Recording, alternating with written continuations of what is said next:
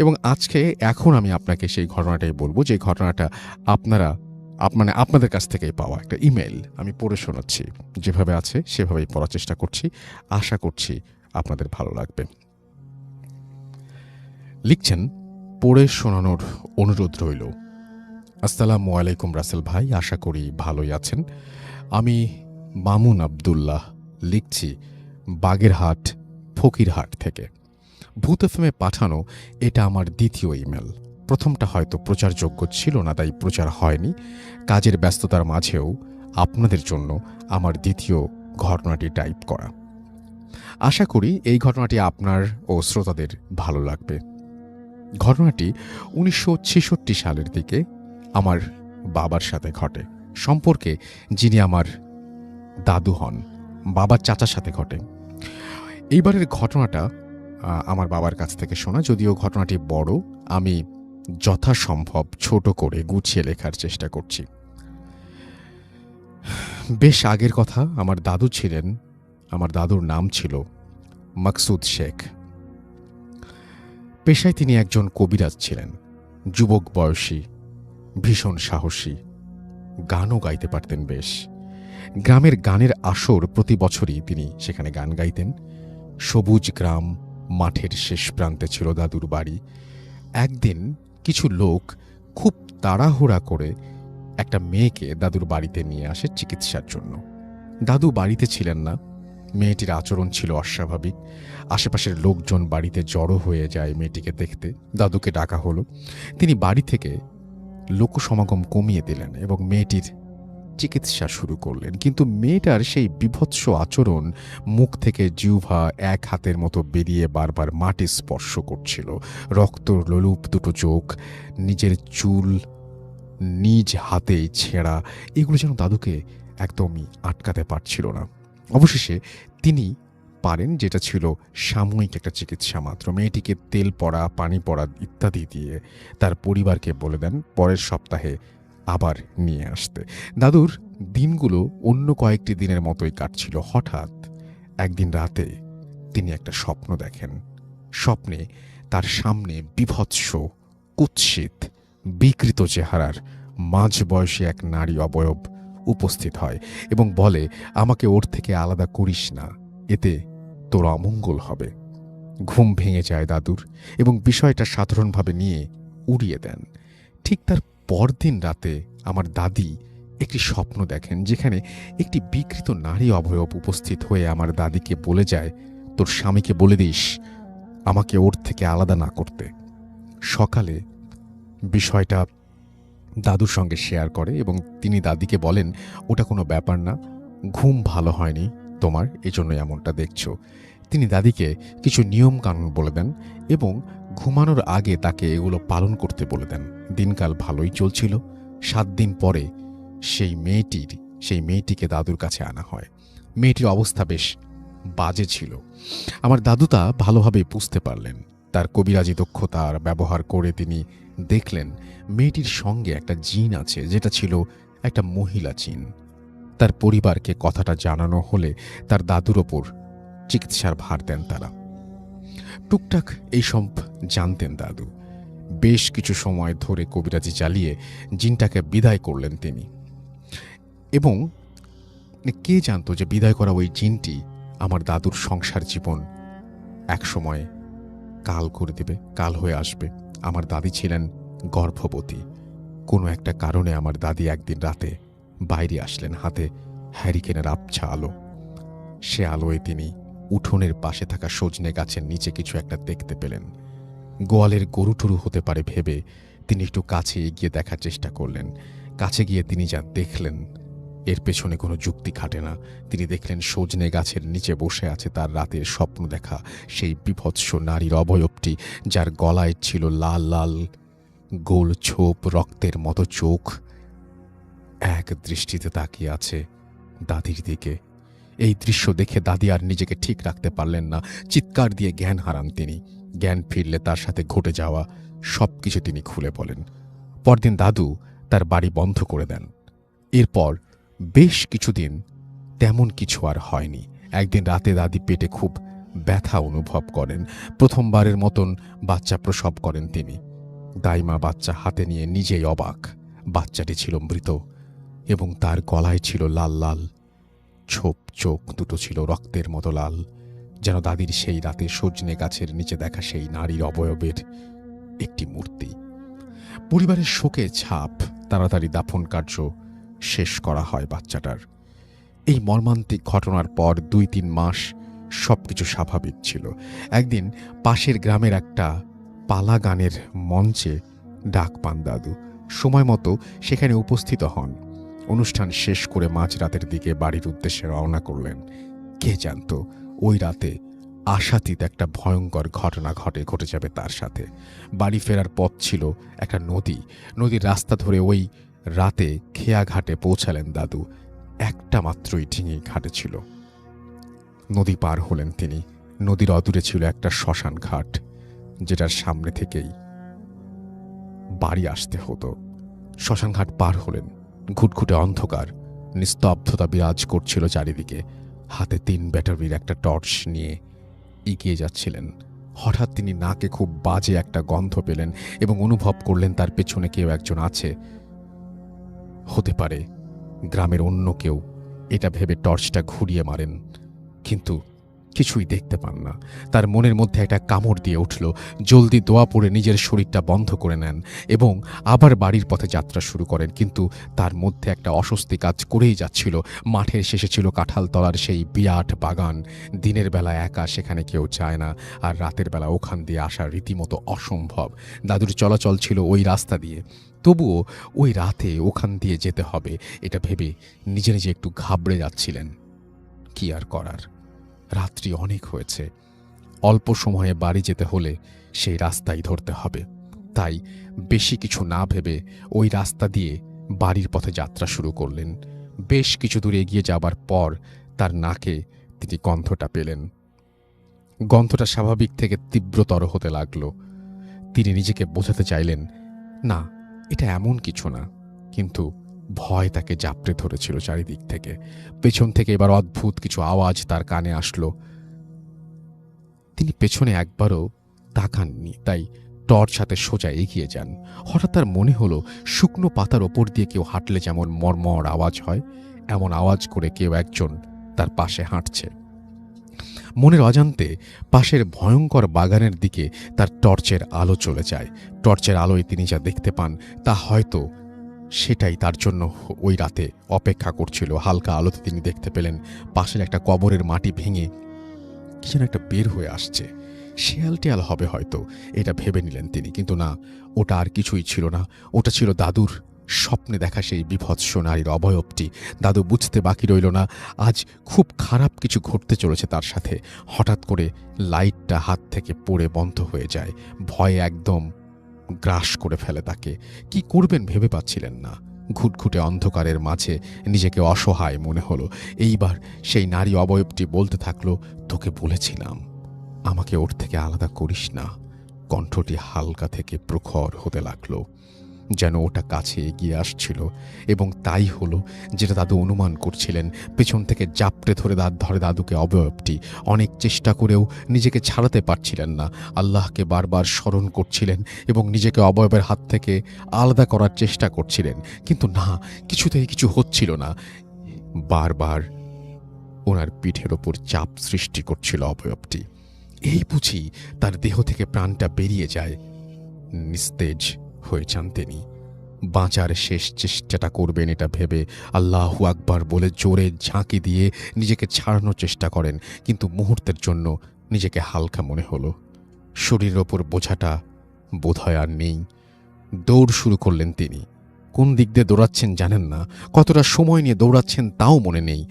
মনে আছে জ্ঞান হারানোর আগে উনি সামনে হালকা আলো দেখতে পেয়েছিলেন। পরের দিন নিজেকে নিজের বিছানায় আবিষ্কার করলেন।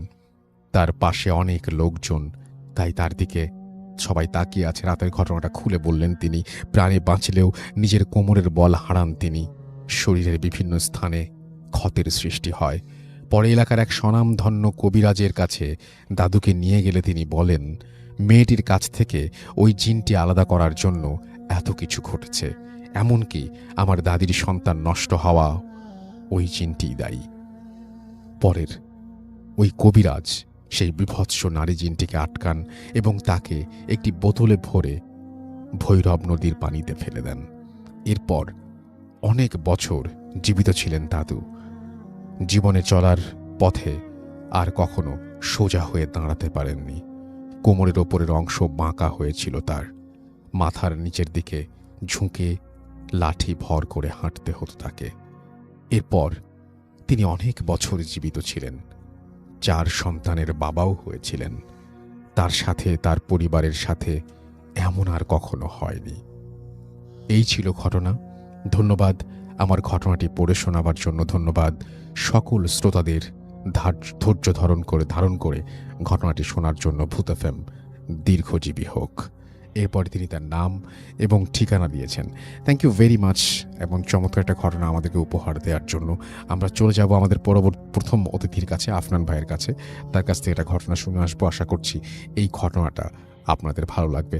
আফনান ভাই, আসসালামু আলাইকুম। আশা করছি ভালো আছেন এবং সবসময় ভালোর দলে আছেন। আলহামদুলিল্লাহ। নাসিল ভাই, ওয়ালাইকুম আসসালাম। আশা করি আপনারাও সবাই ভালো আছেন। চতুর্দিকে যেভাবে ডেঙ্গুর প্রকোপ চলছে, সবার জন্য আসলে দোয়া থাকলো যেন সবাই সুস্থতার সাথে দিন যাপন করতে পারেন। নাসিল ভাই, আজকে যেই ঘটনাটা আমি শেয়ার করব সেটা খুলনার ঘটনা। জি। আমি গত মাসে খুলনা গিয়েছিলাম। তো ওখানে যেহেতু ক্লাস নেওয়ার জন্য বাংলাদেশের বিভিন্ন জায়গায় যেতে হয়, তো খুলনাতে আমাদের রেডিও ফুর্তির কিছু শ্রোতা আছে আর কি। তো গেলেই ওরা আমার সাথে দেখা করে। তো এর মধ্যে একজন হচ্ছে সৈকত এবং রূপম। আমি রূপমের কাছ থেকে ঘটনাটি শুনেছি এবং রূপমের আত্মীয়ের সাথে ঘটে যাওয়া ঘটনা আর কি। ওকে। তো ঘটনাটির স্থান রাসেল ভাইয়া খুলনার বয়রা বাজার। বয়রা নামক একটা জায়গা আছে, যারা খুলনায় যারা থাকেন তারা সেই জায়গাটা সম্পর্কে পরিচিত অবশ্যই। তো ওই বয়রা বাজার থেকে একটু ভিতরে একটি জমিদার বাড়ি আছে। স্থানীয়রা সেটাকে মল্লিক বাড়ি হিসাবে চেনে। তো ওই বাড়িটার মানে আমি ওখানে যাই নাই, কিন্তু ওইখানে ও যেভাবে বলেছে, রূপম যেভাবে বলেছে সেভাবে আমি বর্ণনা করছি যে ওই বাড়িটার পাশে বিশাল বাগান রয়েছে। একটা সময় সেখানে অনেক কিছু ছিল। তো এই বাগানেও এখন তো খুব শুনশান নীরবতা থাকে। এই বাগান কেন্দ্রিক অসংখ্য ঘটনা রয়েছে আর কি। আর ওই বাড়িটা কেন্দ্রিক আছে রাসেল ভাই, যে ঘটনাটা আমি শেয়ার করব এখন আর কি। তো যিনি মানে এই রূপমের যাদের সম্পর্কে বলেছেন তাদের মানে আত্মীয় আর কি, ভাই হয় সম্পর্কে। তো প্রথম যার সঙ্গে ঘটনাটা ঘটে, ওনারা 4 ভাই। তো একজনের নাম হচ্ছে মহসিন, যিনি সবচেয়ে বড়। তো মেজজনের নাম হচ্ছে মাসুম, সেজজনের নাম হলো মামুন এবং সবার ছোট যিনি নাম হলো মোহাম্মদ আলী। 4 ভাই ওনারা। তো ফার্স্ট যিনি মহসিন, যার নাম ছিল, ওনার বয়স তখন ছিল 27 কিংবা 28 বছর। ঘটনাটির শুরু কিন্তু রাসূল 1996-97 সালের দিকে। 27 বা 28 বছর ওনার বয়স ছিল। হঠাৎ মানে এমনিতেও তো ওনাদের ওই জমিদার বাড়িতে বিভিন্ন ছোটখাটো সমস্যা দেখে ওনারা অভ্যস্ত ছিলেন। বিশেষ করে ওই বাগানের ওই সাইডটাতে মাঝে মাঝে রাতের বেলা অনেক আলো দেখতেন। ওরা দেখে আসলে ওনারা অভ্যস্ত ছিলেন। কিন্তু নতুন করে কিছু সমস্যার সূত্রপাত ঘটে। যেমন হঠাৎ রাতের বেলা ওনার মনে হতো ছাদের উপরে ওই যে আমরা যখন ওই যে বুলডোজার যেটা চলে রাস্তায়, অনেক সময় যে ভয়ঙ্কর শব্দ শুনি বুলডোজার চলে, মনে হতো মানে ছাদের উপর দিয়ে বুলডোজার চলছে, মানে এরকম শব্দ হতো এবং খুব ধূপধাপ শব্দ হতো।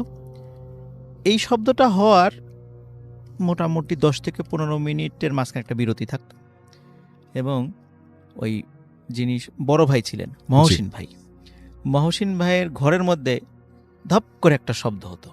আচ্ছা। তো মনে হলো কেউ হয়তো বা কোনো কাঠের উপরে জোরে একটা শব্দ করেছে, এরকম মনে হতো। তো এটা হওয়ার পরে মানে উনি খেয়াল করতেন যে ওনার ঘরের মধ্যে একজন মহিলা মানে এই মাথা থেকে ও মাথা হেঁটে মানে পায়চারি করছে আর কি, এরকম হাঁটাহাঁটি করে। উনি যতটুকু দেখতে পান সেটা হচ্ছে মহিলার যে চুল, এটা চুলটা সামনের দিকে নিয়ে আসা আর কি, মানে চেহারা দেখা যায় না, অনেক বড় চুল, চেহারাটা ঢাকা থাকে। এইভাবে অনেকক্ষণ হাঁটাহাঁটি করার পর হঠাৎ এই মহিলাটি ওই মহসিন ভাইয়ের একদম মুখের কাছে এসে চলে আসে এবং ওইভাবে অনেকক্ষণ তাকিয়ে থাকে। তো উনি যখনই মানে ভয়ে উনি চোখ খুলতে পারেন না। এবং এই ঘটনাটা প্রথম দিন যখন ঘটে ওনার তো মানে বুঝতেই পারছেন যে খুব ভয়ঙ্কর অবস্থা হয়ে যায়। হুম হুম উনি পরিবারের সাথে কথা বলেন যে এরকম উনি ঘটনা দেখেছেন। পরিবার থেকে প্রথম দিকে বলে এটা হয়তো বা মনের ভুল হতে পারে, এটা হয়তো বা তুমি দুঃস্বপ্ন দেখেছো, এরকম হুম। বলে আর কি। কিন্তু না, রাসেল ভাই প্রতিদিন এই ঘটনা ঘটতে থাকে। যখন এই ঘটনা প্রতিদিন ঘটতে থাকলো তখন ওনারা স্থানীয় যত মানে কবিরাজ আছেন যারা এই রিলেটেড ট্রিটমেন্টগুলো করেন, প্যারানর্মাল এক্সপার্ট যারা আছেন তাদেরকে ডেকে নিয়ে এই ট্রিটমেন্টগুলো করানোর চেষ্টা করে, কিন্তু ফলাফল আলটিমেটলি জিরো। প্রতিদিন একই ঘটনা ঘটছে। এরকম, ঠিক হুম। রাতের বেলা মধ্যরাত্রে হুম হুম বা রাত্রের শেষ দিকে আজানের আগে হঠাৎ ধপ করে একটা শব্দ হয় ঘরের মধ্যে। হুম প্রথম দিকে হলো ছাদে ওই শব্দটা হয়, হুম এর খানিকক্ষণ পরে এই ঘরের মধ্যে ধপ করে শব্দ হয়। তারপর এই যে হাঁটাহাঁটি শুরু হয় এবং হাঁটাহাঁটার এক পর্যায়ে হঠাৎ মুখের সামনে চলে আসে ওই অবয়বটা এবং আচ্ছা। অনেকক্ষণ তাকিয়ে থাকে, অনেকক্ষণ একভাবে কোনো নড়াচড়া নেই, মনে হয় যে স্ট্যাচুর মতো, মূর্তির মতো অনেকক্ষণ তাকিয়ে থাকে। তো আসলে এই সমস্যার থেকে সমাধান পাওয়ার দরকার। তখন ওনারা বাবা মা সিদ্ধান্ত নিলেন যে এনাকে মানে মহসিন ভাইকে বিয়ে দিয়ে দিবেন। তো মহসিন ভাইকে বিয়ে দিয়ে দিলেন। তো অদ্ভুত ব্যাপার রাসেল ভাই, বিয়ের পরে ওনার সাথে এই ধরনের কোনো ঘটনার ঘটেনি। হুম হুম তো সবাই ধারণা করেছিল যে সমস্যা সলভ হয়ে গেছে, কিন্তু সমস্যার আসলে সূত্রপাত ছিল এখানে।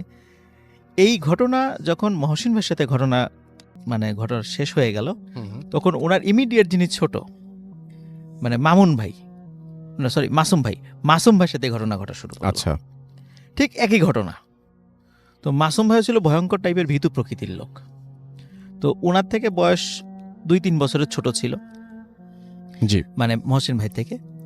তখন এই একই ঘটনা ঘটছে এবং উনি আর এটা সহ্য করতে পারতেন না। মহসিন ভাই তো তাও কিছুদিন সহ্য করেছিলেন, উনি কিছুতে সহ্য করতে, রাত্রেবেলা খুব চিৎকার চেঁচামেচি করতেন, খুবই মানে ওনার শারীরিক অবস্থাও খুব খারাপ হয়ে গেল, মানে খুবই বাজে অবস্থা। তখন পরিবার থেকে চিন্তা করলেন যে যেহেতু মহসিন ভাইকে বিয়ে দেওয়ার পরে সমস্যাটা আর হয় নাই, হুম হুম তাহলে ওনাকেও যেহেতু বয়স ওনার থেকে 2-3 বছর কম, সুতরাং বিয়ে দেওয়া যাবে, তাকেও বিবাহ দিয়ে দেওয়া হয়। অদ্ভুত ব্যাপার আসলে বিয়ের পরে কিন্তু তার সাথে এই সমস্যাটা আর ঘটে নাই। আচ্ছা। সবাই চিন্তা করছে আচ্ছা ঠিক আছে, তাহলে সমস্যা হয়তো বা সমাধান হলো। কিন্তু রাসেল ভাই এই সমস্যাটা আবার পর্যায়ে ভর করে তার ঠিক ইমিডিয়েট ছোট যে মামুন ভাইয়ের সাথে, তার সাথে একই ঘটনা। হুম হুম কিন্তু তারা যেহেতু মোটামুটি সর্বোচ্চ 2 বছরের বা সর্বোচ্চ 3 বছরের ব্যবধান ছিল তাদের বয়সের, তাকেও এই সমস্যা থেকে মানে যেহেতু দেখা গেল দুইজনের একইভাবে সমস্যার সমাধান হয়েছে, হুম তো তাকেও বিয়ে দেওয়া হয় এবং তার সাথেও এই সমস্যাটা থাকে না। আচ্ছা। কিন্তু রাসেল ভাই এই 3 জনের যখন বিয়ে হয় না, সবার যে ছোট ভাই তার বয়স ছিল 12 কি 13 বছর, হুম হুম তখন এর সাথে এই ঘটনা ঘটা শুরু করে। এখন আচ্ছা। স্বাভাবিকভাবে যেই প্রক্রিয়ায় 3 ভাইয়ের সমস্যাটা সমাধান হয়েছে, সে তো ছিলেন নাবালক ছেলে, হুম হুম হুম তাকে তো বিবাহ দেওয়া যাচ্ছিল না। না। এখন প্রতিনিয়ত তার সাথেই ঘটনা ঘটা শুরু করেছে এবং অন্য 3 ভাইয়ের সাথে যে ঘটনাটা ঘটা শুরু করেছিল এর বেলায় ঘটে তার উল্টাটা। হুম এর এর এ কি হয়, যিনি মোহাম্মদ আলী ভাই, যিনি এখনো হয়তো বা শুনছেন আজকের ঘটনা আর কি, হুম তো উনি প্রথম দিকে যেহেতু বড় 3 ভাইয়ের সাথে ঘটনাটা ঘটছিল, উনি ছোট মানুষ ছিলেন, তো প্রথম দিকে চিন্তা করে ইস আমার সাথে যদি ঘটনাটা ঘটতো, উনি মানে এটা খুব এক্সাইটেড ছিলেন। আচ্ছা। তো সত্যি যখন আচ্ছা। ওনার সাথে ঘটনাটা ঘটা শুরু করলো, উনি কিন্তু রাসেল ভাই ভয় পান নাই। আচ্ছা। উনি একদম বিষয়টা স্বাভাবিকভাবে নিয়েছেন হুম। এবং শুধু তাই না, উনি রাতের বেলা মানে ওনার ভাষ্য অনুযায়ী উনি রাতের বেলা অপেক্ষা করতেন যে কখন ওই ধপ করে শব্দটা হবে, আচ্ছা। ঘরের মধ্যে আসবেন হুম হুম এবং হাঁটাহাঁটি করবে এবং তার দিকে তাকিয়ে থাকবে। আচ্ছা। কিন্তু ওই অন্ধকার ঘরে শুধু ডিম লাইট জ্বালানো থাকতো, হুম। তো ওই মহিলার চেহারাটা দেখতে পারতো না। এইভাবে কিন্তু রাসেল ভাই বহু বছর কেটে যায়, জি। এই প্রতিদিন। তো তখন যে প্রবলেমটা হয় যে মাসুম ভাই মানে ওই মোহাম্মদ আলী ভাইয়ের সাথে যে ঘটনা ঘটে থাকে, যখন ওনার বিবাহের বয়স হয়ে যায় তখন পরিবার থেকে বিবাহ দিতে চায়, কিন্তু উনি নিজেই আর বিয়ে করতে চায় না, যে না আমি বিয়ে করবো না, বিয়ে করলে হয়তো বা আমি এই দৃশ্যটা দেখতে পারবো না, এইভাবে প্রতিদিন আমার সাথে দেখা করে আমি এটাই করতে, মানে ওনার সাথে একটা ভালোবাসার সম্পর্ক হয়ে গেছে আর কি, এরকম একটা অবস্থা। তো একদিন রাসেল ভাই মোহাম্মদ আলী ভাই যেটা করে বসেন আর কি, মানে বেশি সাহস মানে দেখাতে গিয়ে যে ঝামেলাটা বাধায় ফেলেন, সেটা হলো ওই প্রতিনিয়ত যখন ওই কিছুক্ষণ হাঁটাহাঁটি করার পরে যখন একভাবে এসে তাকিয়ে থাকে, হুম হুম ওই দিন মোহাম্মদ আলী ভাই উনি চিন্তা করেছেন যে এর চেহারা তো আমি এত বছরে দেখলাম না, 10-12 বছর হয়ে গেল, আজ তো আমি তো চেহারা দেখলাম না, জি। আজকে চেহারাটা আমি দেখবো, এর চেহারাটা কেমন। হুম তখন যখনই ওই মুখটা সামনে নিয়ে এসেছে, আসার সাথে সাথে এই মোহাম্মদ আলী ভাই কি করেছে, উনি হাত মানে হাতটা বাড়িয়ে খপ করে তার চেহারায় হাত দিয়েছে, আচ্ছা, যে ভয়ঙ্কর ব্যাপার। এর চেহারাটা কেমন। হুম এবং সে কথা বলেছে। রাসেল ভাই আরেকটা বিষয়, এই মহিলা যিনি আসেন ইনি কিন্তু কারোর সাথে কখনো কথা বলে না, কখনো এই 10-12 বছর আসছে কখনো তার সাথে কথা বলে নাই। হুম হুম তো উনি খপ করে তার মুখে হাত দিয়ে বসেন, চুলের সামনে তো চুল থাকে, চুলের ভিতরে মুখ করে হাত দিয়ে মুখটা চেপে ধরেন আর কি। তো মোহাম্মদ আলী ভাইয়ের ভাষ্য অনুযায়ী উনি যখন মুখটা চেপে ধরেছেন তখন ওনার কাছে মনে হয়েছে যে মানে 100 বছরের উপরে যে বয়স্ক লোকের চামড়া যেভাবে ঝুলে পড়ে, খসখসে হয়ে যায় ঠিক, এবং খুব শক্ত টাইপের একটা চেহারায় উনি হাত হুম, দিয়েছেন হুম, এরকম মনে হয়েছে। হুম, হুম, হুম, হুম। এবং যখন উনি হাত দিয়েছেন রাসেল ভাই, তখনই ওই ছায়ামূর্তিটি অদৃশ্য হয়ে যায়। আচ্ছা, অদৃশ্য হয়ে যাওয়ার পর এরপরে বেশ কিছুদিন ওই বাসায় আর এই ধরনের ঘটনা ঘটে না। কিন্তু মোহাম্মদ আলী ভাই উনি মন থেকে চাইতেন যে সে আবার আসুক, হুম কিন্তু বেশ কিছুদিন যাবৎ সেটা আর আসে না। পরবর্তীতে আবার আসা শুরু করে, কিন্তু মোহাম্মদ আলী ভাই আর কখনো সাহস করে ওই কাজটা করেন নাই, স্বাভাবিকভাবে আসে। তখন পরিবার থেকে চিন্তা করলো যে একে বিয়ে দিয়ে দেওয়া হোক, যখন উনি পরিণত বয়সও হয়েছেন তো তাকেও বিয়ে দেওয়া হয়। কিন্তু রাসেল ভাই বিয়ের পরে কিন্তু অন্য 3 ভাইয়ের যেভাবে সমস্যাটা হয় নাই, ওনার বেলায় কিন্তু এই সমস্যাটা রয়ে গিয়েছিল অনেক দিন এরকম ছিল। পরবর্তীতে বেশ বিয়ের যখন ওনার বাচ্চা কাচ্চা হয়েছে তারপরে এই সমস্যাটা চলে গেছে। এখন রাসেল ভাই ওই বাসায় যেই ঘটনাটি ঘটে, এখন পর্যন্ত ওই ছায়ামূর্তিকে কেউ দেখে না। এখন পর্যন্ত ওই বাড়িতে আর কোনো পুরুষ লোক ওইভাবে নাই, ওই ছায়ামূর্তিকে কেউ দেখে না। কিন্তু ওই ছাদের উপর ওই শব্দগুলো, এবং রাতের বেলা ঘরের মধ্যে ওই ধপ করে একটা শব্দ, এটা সবাই শোনে এখন পর্যন্ত। এবং কিন্তু এখন পর্যন্ত ওই ছায়ামূর্তিকে মানে কারোর সামনে এখন পর্যন্ত আসে না, কিন্তু ভবিষ্যতে আসবে কিনা এখনও কিন্তু আমরা জানি না। আমার পরিবার থেকে বলছে যে হয়তো ভবিষ্যতে আমাদের পরিবারের আরও কারোর সাথে এই ঘটনাটি ঘটতে পারে। কিন্তু স্টিল নাও বেশ এই ঘটনাটির এন্ডিং হয় রাসেল ভাই 2015 সালে। 96 সাল থেকে শুরু, 2015 সালে ঘটনাটা মানে আপাতত এন্ডিং, হয়তো বা ভবিষ্যতে আবার ঘটতে পারে। আর ওনার বাড়িটা স্পেশালি মানে অত্র অঞ্চলে মল্লিক বাড়ি হিসেবে পরিচিত, এবং ওই জায়গাটা যে ভয়ঙ্কর এটা মোটামুটি সবাই জানেন। আর রূপম ভাই ওনাদেরই আত্মীয়, এবং আত্মীয়ের মাধ্যম দিয়েই ঘটনাটি আজকে সংগ্রহ করেছি। এটা ছিল রাসেল ভাই first story. Thank you so much. আপনার প্রথম ঘটনার জন্য আপনাকে অনেক ধন্যবাদ। এবং আমি যেটা করব সেটা হচ্ছে আপনার এখন একটু আমাদের যে ফেসবুকে যারা লিখছেন তাদের কিছু লেখা আমি পড়ব, এবং আবিদ হাসান আমাদের সঙ্গে আছেন, অ্যাপ দিয়ে শুনছেন। এমডি রাকিব হাসান আমাদের সঙ্গে আছেন চট্টগ্রাম থেকে, শুনছেন তিনি ভূত এফএম। মিলন মোর্শেদ আমাদের সঙ্গে আছেন, হোসেন মোহাম্মদ আকবর আমাদের সাথে আছেন নোয়াখালী থেকে, সাইয়েদ আমাদের সাথে আছেন দেখতে পাচ্ছি মুক্তাদি রিফাত আমাদের সাথে আছে। প্রথম ঘটনা ভালো ছিল। রুবেল ইসলাম রাজশাহী থেকে শুনছেন। তানভীর হোসেন তৌফিক আমাদের সঙ্গে আছেন।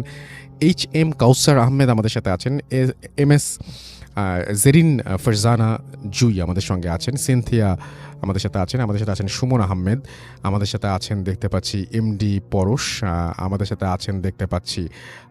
আপন শিকদার,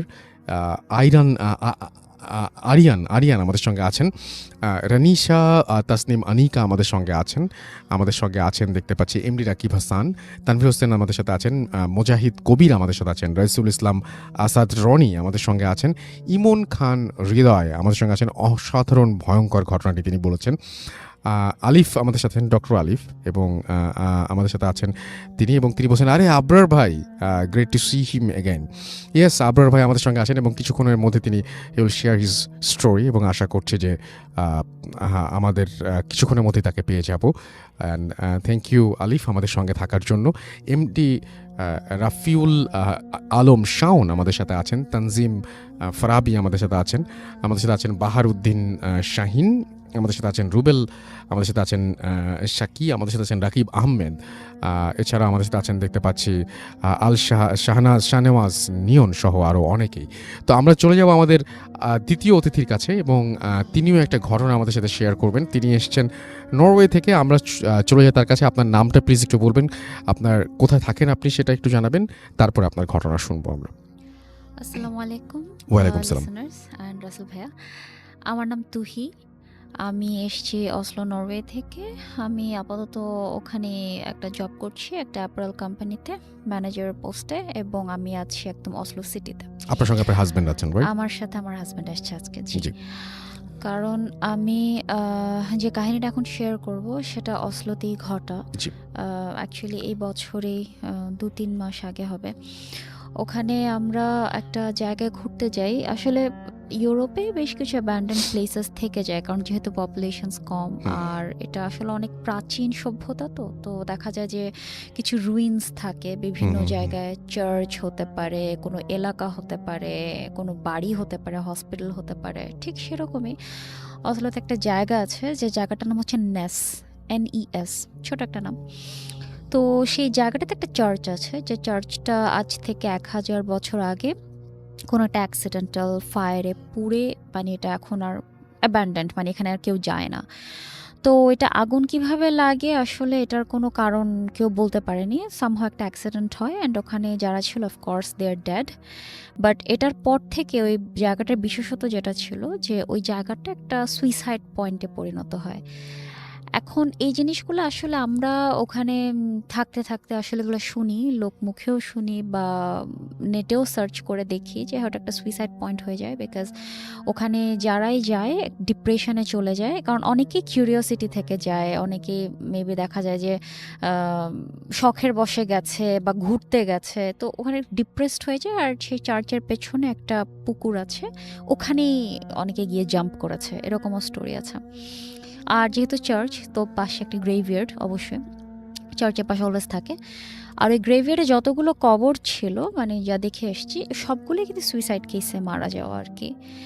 এবং ওখানে যে ফাদারটা লাস্টে ছিল আর কি, মানে ওই চার্চের রক্ষণাবেক্ষণে, সেও সামহাও সুইসাইড করে।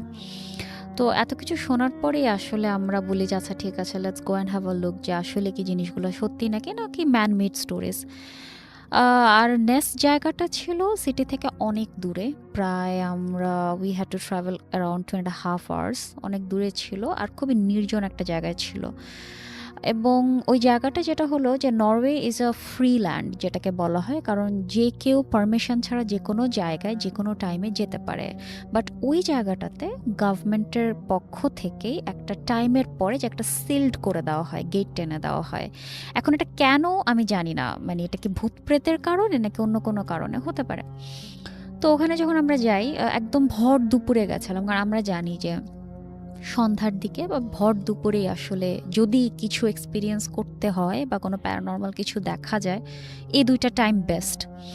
তো ওই টাইমটাতে যাওয়ার পরে আর আমরা যতটুকু জানি যে বাইরে আসলে কুকুর হোক বিড়াল হোক মানে যে পেটসগুলো থাকে এগুলো অলওয়েজ পেটস থাকে, ওয়াইল্ড কিন্তু আসলে এরকম সিটির মধ্যে বা এই ধরনের লোকালয়ে দেখা যায় না সচরাচর। এটা আসলে মানে খুবই অ্যাবসার্ড। জি।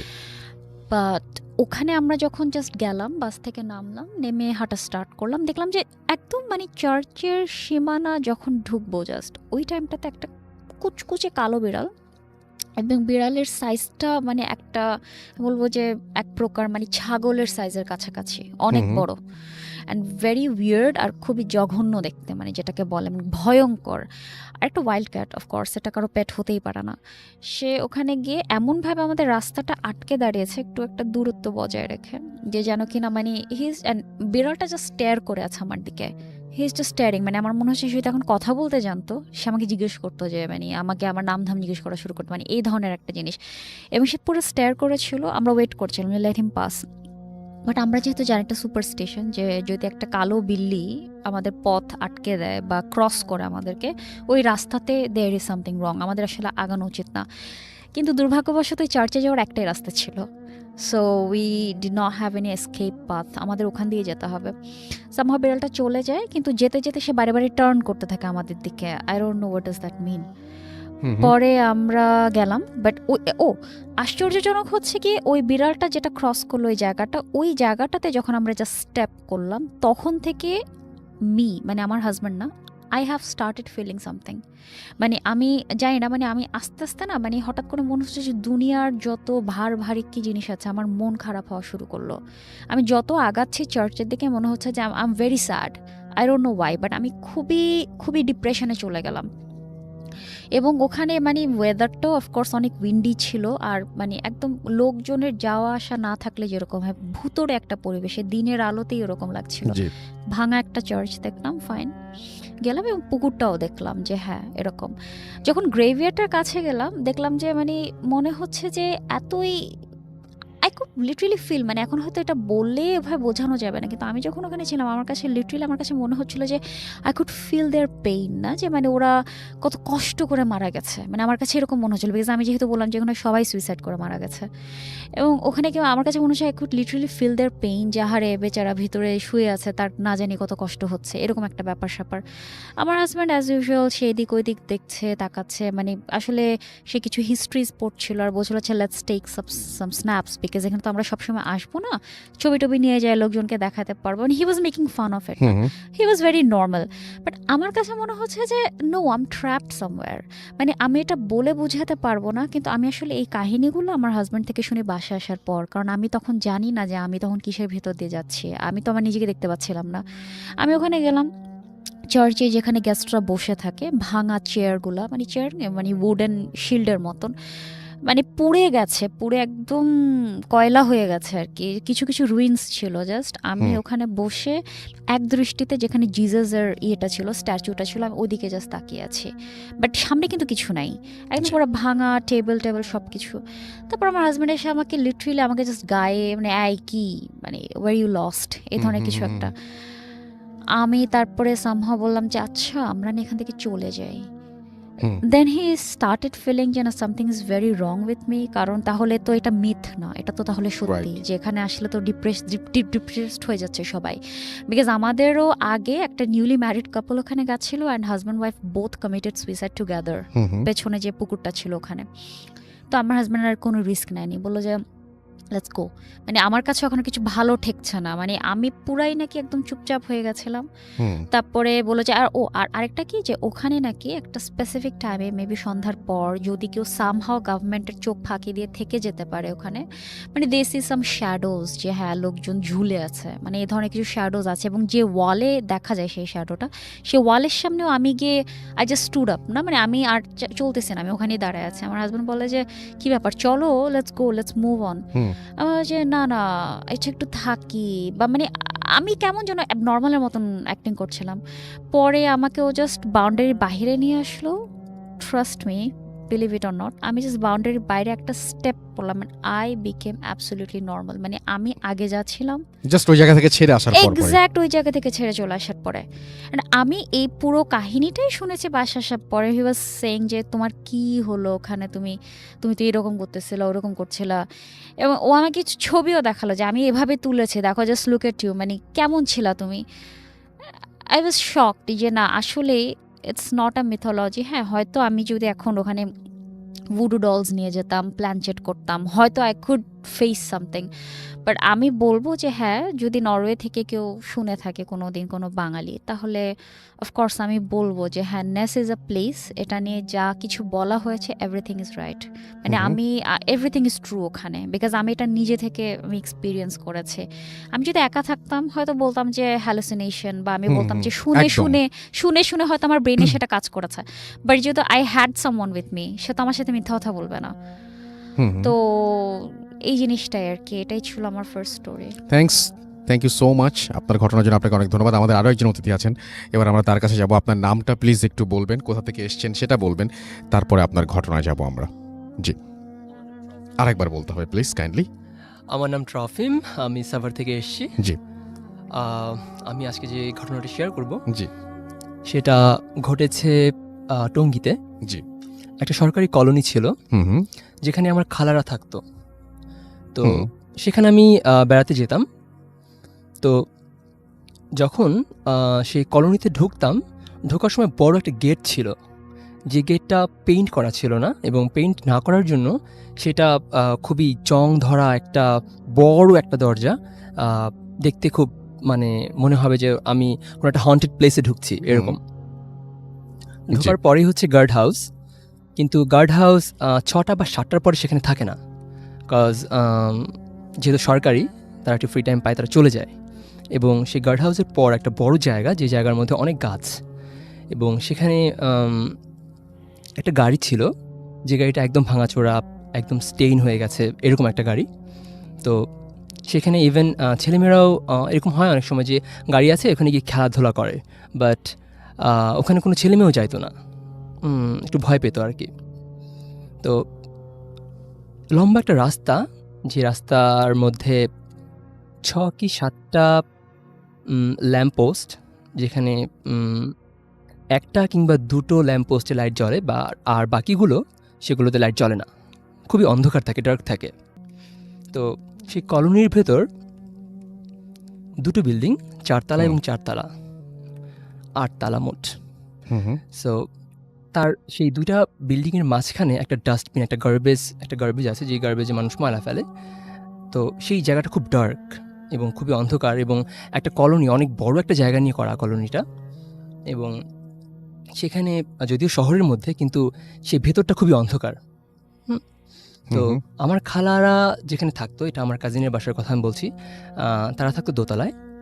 তো আমি দোতলায় ওঠার পর দোতলা নিচতলা থেকে একদম ৩ তালা পর্যন্ত কোনো আলো নেই। কেউ আলো জ্বালায় না, আমি জানি না কেন জ্বালায় না। তো যাওয়ার পর সন্ধ্যা হয়ে গেছে তখন।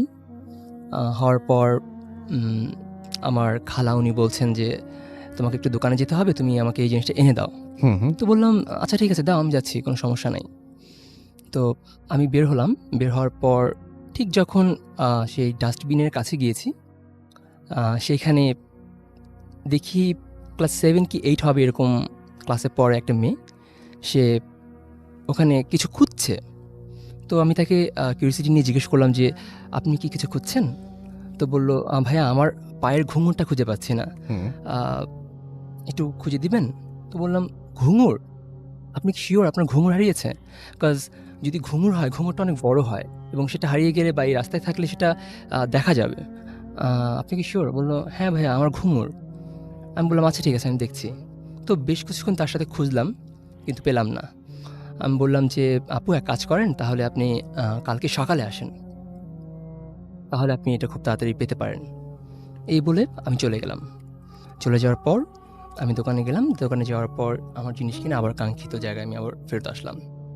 তো আসার পর আমার কাজিনরা সবসময় আমাকে ভয় দেখানোর চেষ্টা করতো যে, এখানে কিন্তু এই আছে, এখানে কিন্তু ওই আছে। তো এটা আমি বরাবরই শুনতাম। হুম তো ওই দিন রাতে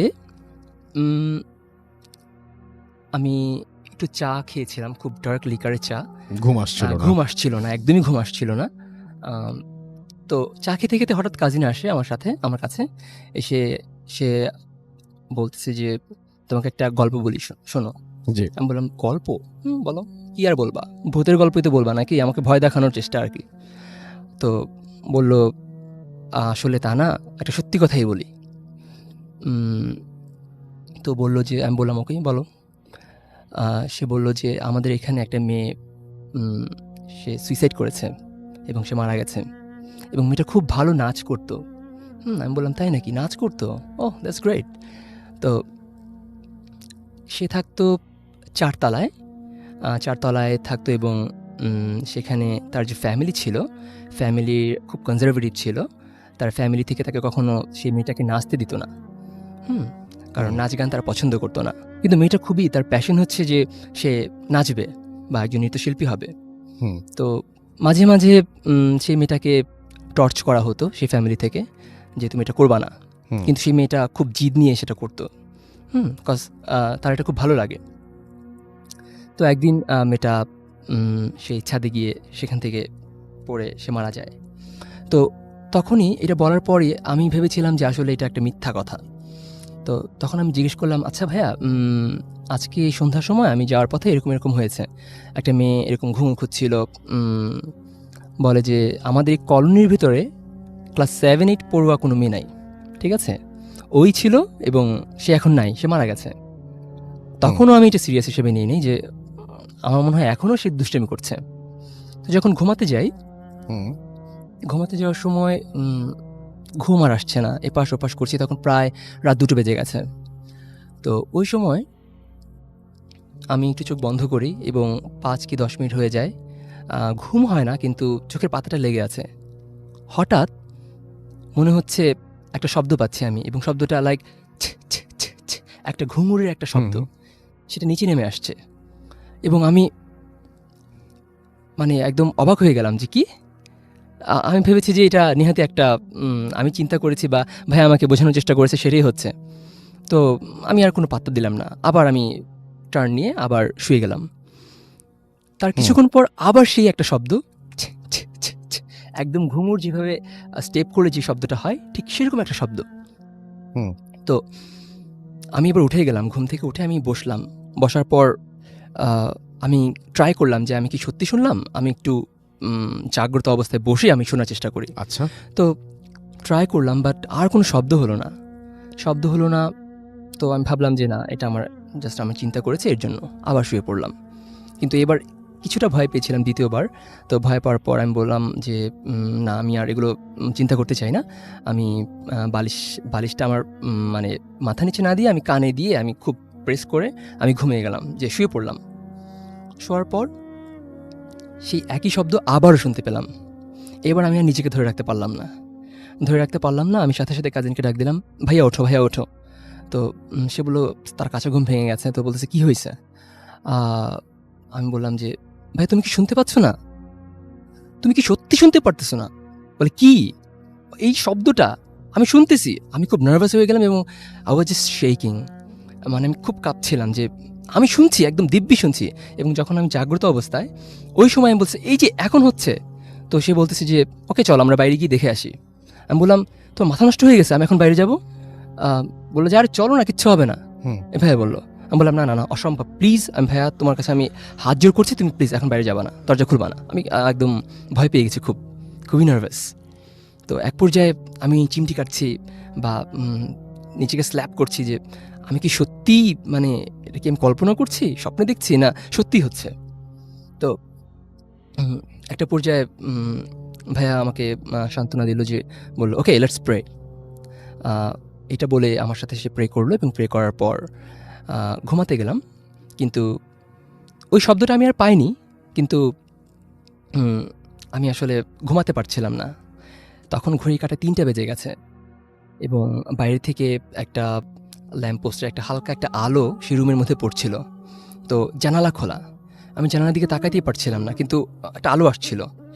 এবং যখন ভোর প্রায় হয়ে গেছে, এরকম 5টা বেজে গেছে বা 5:30 বাজে, ভোরের আলো, ঠিক ওই সময় আস্তে করে আমার চোখ বন্ধ হয়ে গেল, আমি ঘুমিয়ে পড়লাম। তো যখন ভোর বা সকাল হয়ে গেল, সকাল হওয়ার পর ঘুম থেকে উঠে আমি ভাইয়াকে জিজ্ঞেস করলাম, ভাইয়া তুমি কি সত্যি শোনো নাই সে শব্দটা? বলে যে আরে বোকা, এটা আমরা প্রায়ই ফেস করি, এটা মাঝে মাঝে এটা শোনা যায়, আমরা এটা ইউজ টু হয়ে গেছে। তুমি ফার্স্ট টাইম, আর যেহেতু তুমি অনেক ভয় পেয়ে গেছো, সো যদি ওই সময়টাতে এটা বলতাম যে হ্যাঁ আমি তো পাচ্ছি, তাহলে তুমি আরও বেশি ভয় পেয়ে যেতে, এর জন্য আসলে তোমাকে ওভাবে বলি নাই। তো আমি মিলিয়ে দেখলাম যে সেই মেয়েটা সে ঘুঙুর খুঁজছিল এবং মিলে গেল। তখন আমি বুঝলাম যে আসলে এটা রিয়েল। এবং প্রায়ই আমার খালা একদিন উনি বলছিল যে আমার তো এরকম হয়েছিল একবার, যে আমি ঘুমাচ্ছিলাম, কোনো একটা মেয়ে এসে আমাকে ধাক্কা দিল এবং আমি ঘুম থেকে উঠে গেলাম, উঠে সাথে সাথে দেখলাম সে নাই। মানে প্রায়ই তারা ফেস করে এটা এরকম। সো ওটা ছিল আমার জীবনের ফার্স্ট কোনো প্যারানর্মাল কোনো অ্যাক্টিভিটি, যেটা আমি নিজে দেখেছি বা নিজে ফেস করেছি, যেটা আসলে আজও আমাকে নাড়া দিয়ে যায়। এটা ছিল আমার আজকের। Thank you so much. আমি আরও একবার আপনাদের মনে করিয়ে দিই, আমাদের যদি ইমেইল করতে চান, আমাদের ইমেল অ্যাড্রেস হচ্ছে bhutfm@radiofurti.fm, which is bhwtfm@radioforti.fm। আপনার নাম, ঠিকানা এবং ফোন নাম্বার সহ আপনার জীবনে ঘটে যাওয়া বা আপনার জানা সেরা ঘটনা লিখে পাঠিয়ে দিন আমাদের কাছে। ঘটনার শুরুতে অবশ্যই উল্লেখ করুন যে ঘটনাটি আপনি স্টুডিওতে এসে শেয়ার করতে চান, নাকি আপনি চান আপনার ঘটনা আমরা পড়ে শোনাই। যারা দেশের বাইরে রয়েছেন তারা সরাসরি অডিও ক্লিপ পাঠাতে পারেন বা লিখেও পাঠাতে পারেন ঘটনা, ইটস আপ টু ইউ। আমাদের ফেসবুক পেজ হচ্ছে www.facebook.com/radio.furti and www.facebook.com/bhutfm.russell। এছাড়াও আমাদের আমাদের একটা টুইটারও আপনারা আমাদেরকে পেতে পারেন এবং সেই জন্য খুব সহজেই আমাকে পেতে পারেন।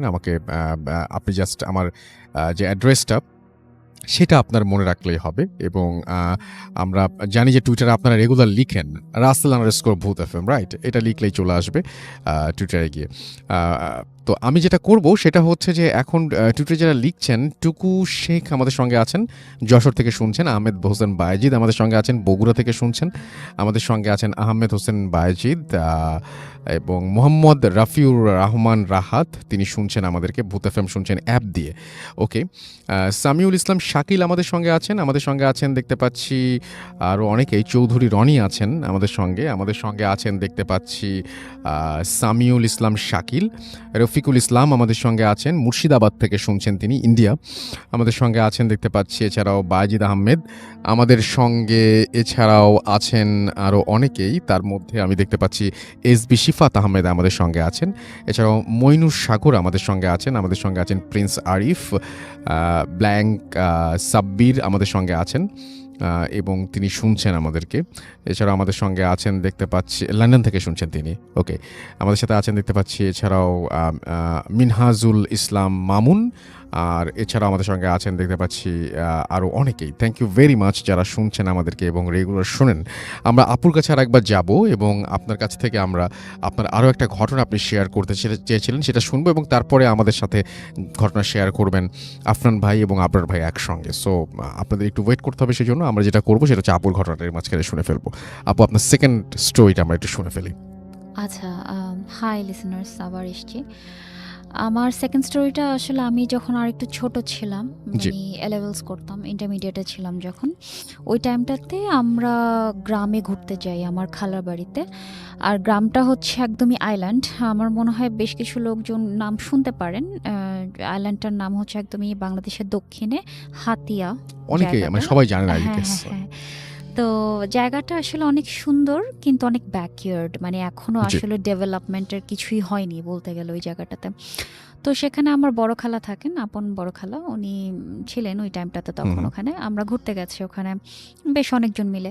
তো আমরা জানি যে খালা বাসাটা মানে হয় না যে ভেতরে একটা কিউরিয়াসিটি থেকে, হ্যাঁ গ্রাম দেখবো। আসলে আমরা যারা শহরে বড় হয়ে থাকি, আমরা একটা গ্রামের ইচ্ছা একটা, থাকে হ্যাঁ। এরকম। তো খালার বাসাটা আসলেই একটা গ্রামেরই, মানে গ্রামই বলতে গেলে, কারণ তার টেলিভিশনে মানে কোনো ডিশ তো বলা দূরের কথা, দেখা যাচ্ছে যে ফ্রিজ নাই এই ধরনের। প্লাস ওখানে ইলেকট্রিসিটিও সেই টাইমে ছিল না, 2009-এর কাহিনী বলছি আমি। হুম। তো এখন ওখানে আবার আরেকটা যেটা ছিল যে হাতিয়া তো আসলে নদী ভাঙা জায়গা, মেঘনা নদীর পাড়ে যেহেতু, জি। খুব নদী ভাঙে ওখানে, মানে মাটি ভেঙে ভেঙে নিয়ে যায়, অনেক মানুষের ল্যান্ডস বাড়ি, অনেক মানুষ মারাও যায়। তো ওখানে যেটা হয় যে সবার ভেতরে একটা টেন্ডেন্সি এমনই থাকে যে জায়গাটা না মানে পোজেসড কিছু দ্বারা, কারণ আসলে অনেক অতৃপ্ত আত্মা হঠাৎ করে মারা গেলে মানুষের যেটা হয় যে অনেক কিছু তো করণীয় থাকে বাট করে যেতে পারে না। তো এরকম একটা ব্যাপার স্যাপার প্রায় প্রতিটা বাড়িতেই আমি শুনি যে অমুক বাড়িতে অমুক মানুষ পোজেসড জিন দ্বারা, কারণ মানে ওখানে জিন প্যারানর্মাল জিনিসগুলো মানে অনেক বেশি হয় আর কি তুলনামূলকভাবে।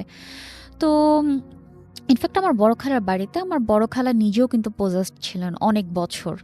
ওনার মেয়ে মানে আমার খালাতো বোন, উনিও পোজেসড ছিলেন আর কি একটা টাইমে। আসলে এখন তো উনি অস্ট্রেলিয়াতে থাকেন ভালোই ফ্যামিলি নিয়ে। তো এখন আর খালাবাসায় যেটা ছিল যে তাদের বাড়িটা ছিল একদম আইসোলেটেড, মানে তাদের নিজস্ব পুকুর, নিজস্ব সবকিছু। সো বহিরাগত কিছুর সাথে তাদের কোনো অ্যাটাচমেন্ট ছিল না। বাড়িটা ছিল একদম আইসোলেটেড একটা জায়গায়, চারোদিকে জাস্ট ক্ষেত আর ক্ষেত, মানে কোনো নেইবার্স নাই, কিছু নাই, দূরে আর কি অনেক। তো ওখানে আমরা জাস্ট যেদিন যখন ঘুরতে গেলাম তার কিছুদিন আগে আমার খালা বাড়িতে একটা কাজের মেয়ে কাজ করতো, ছোট একটা পিচ্চি, সে তারই খালার পুকুরেই পড়ে মারা যায় আর কি।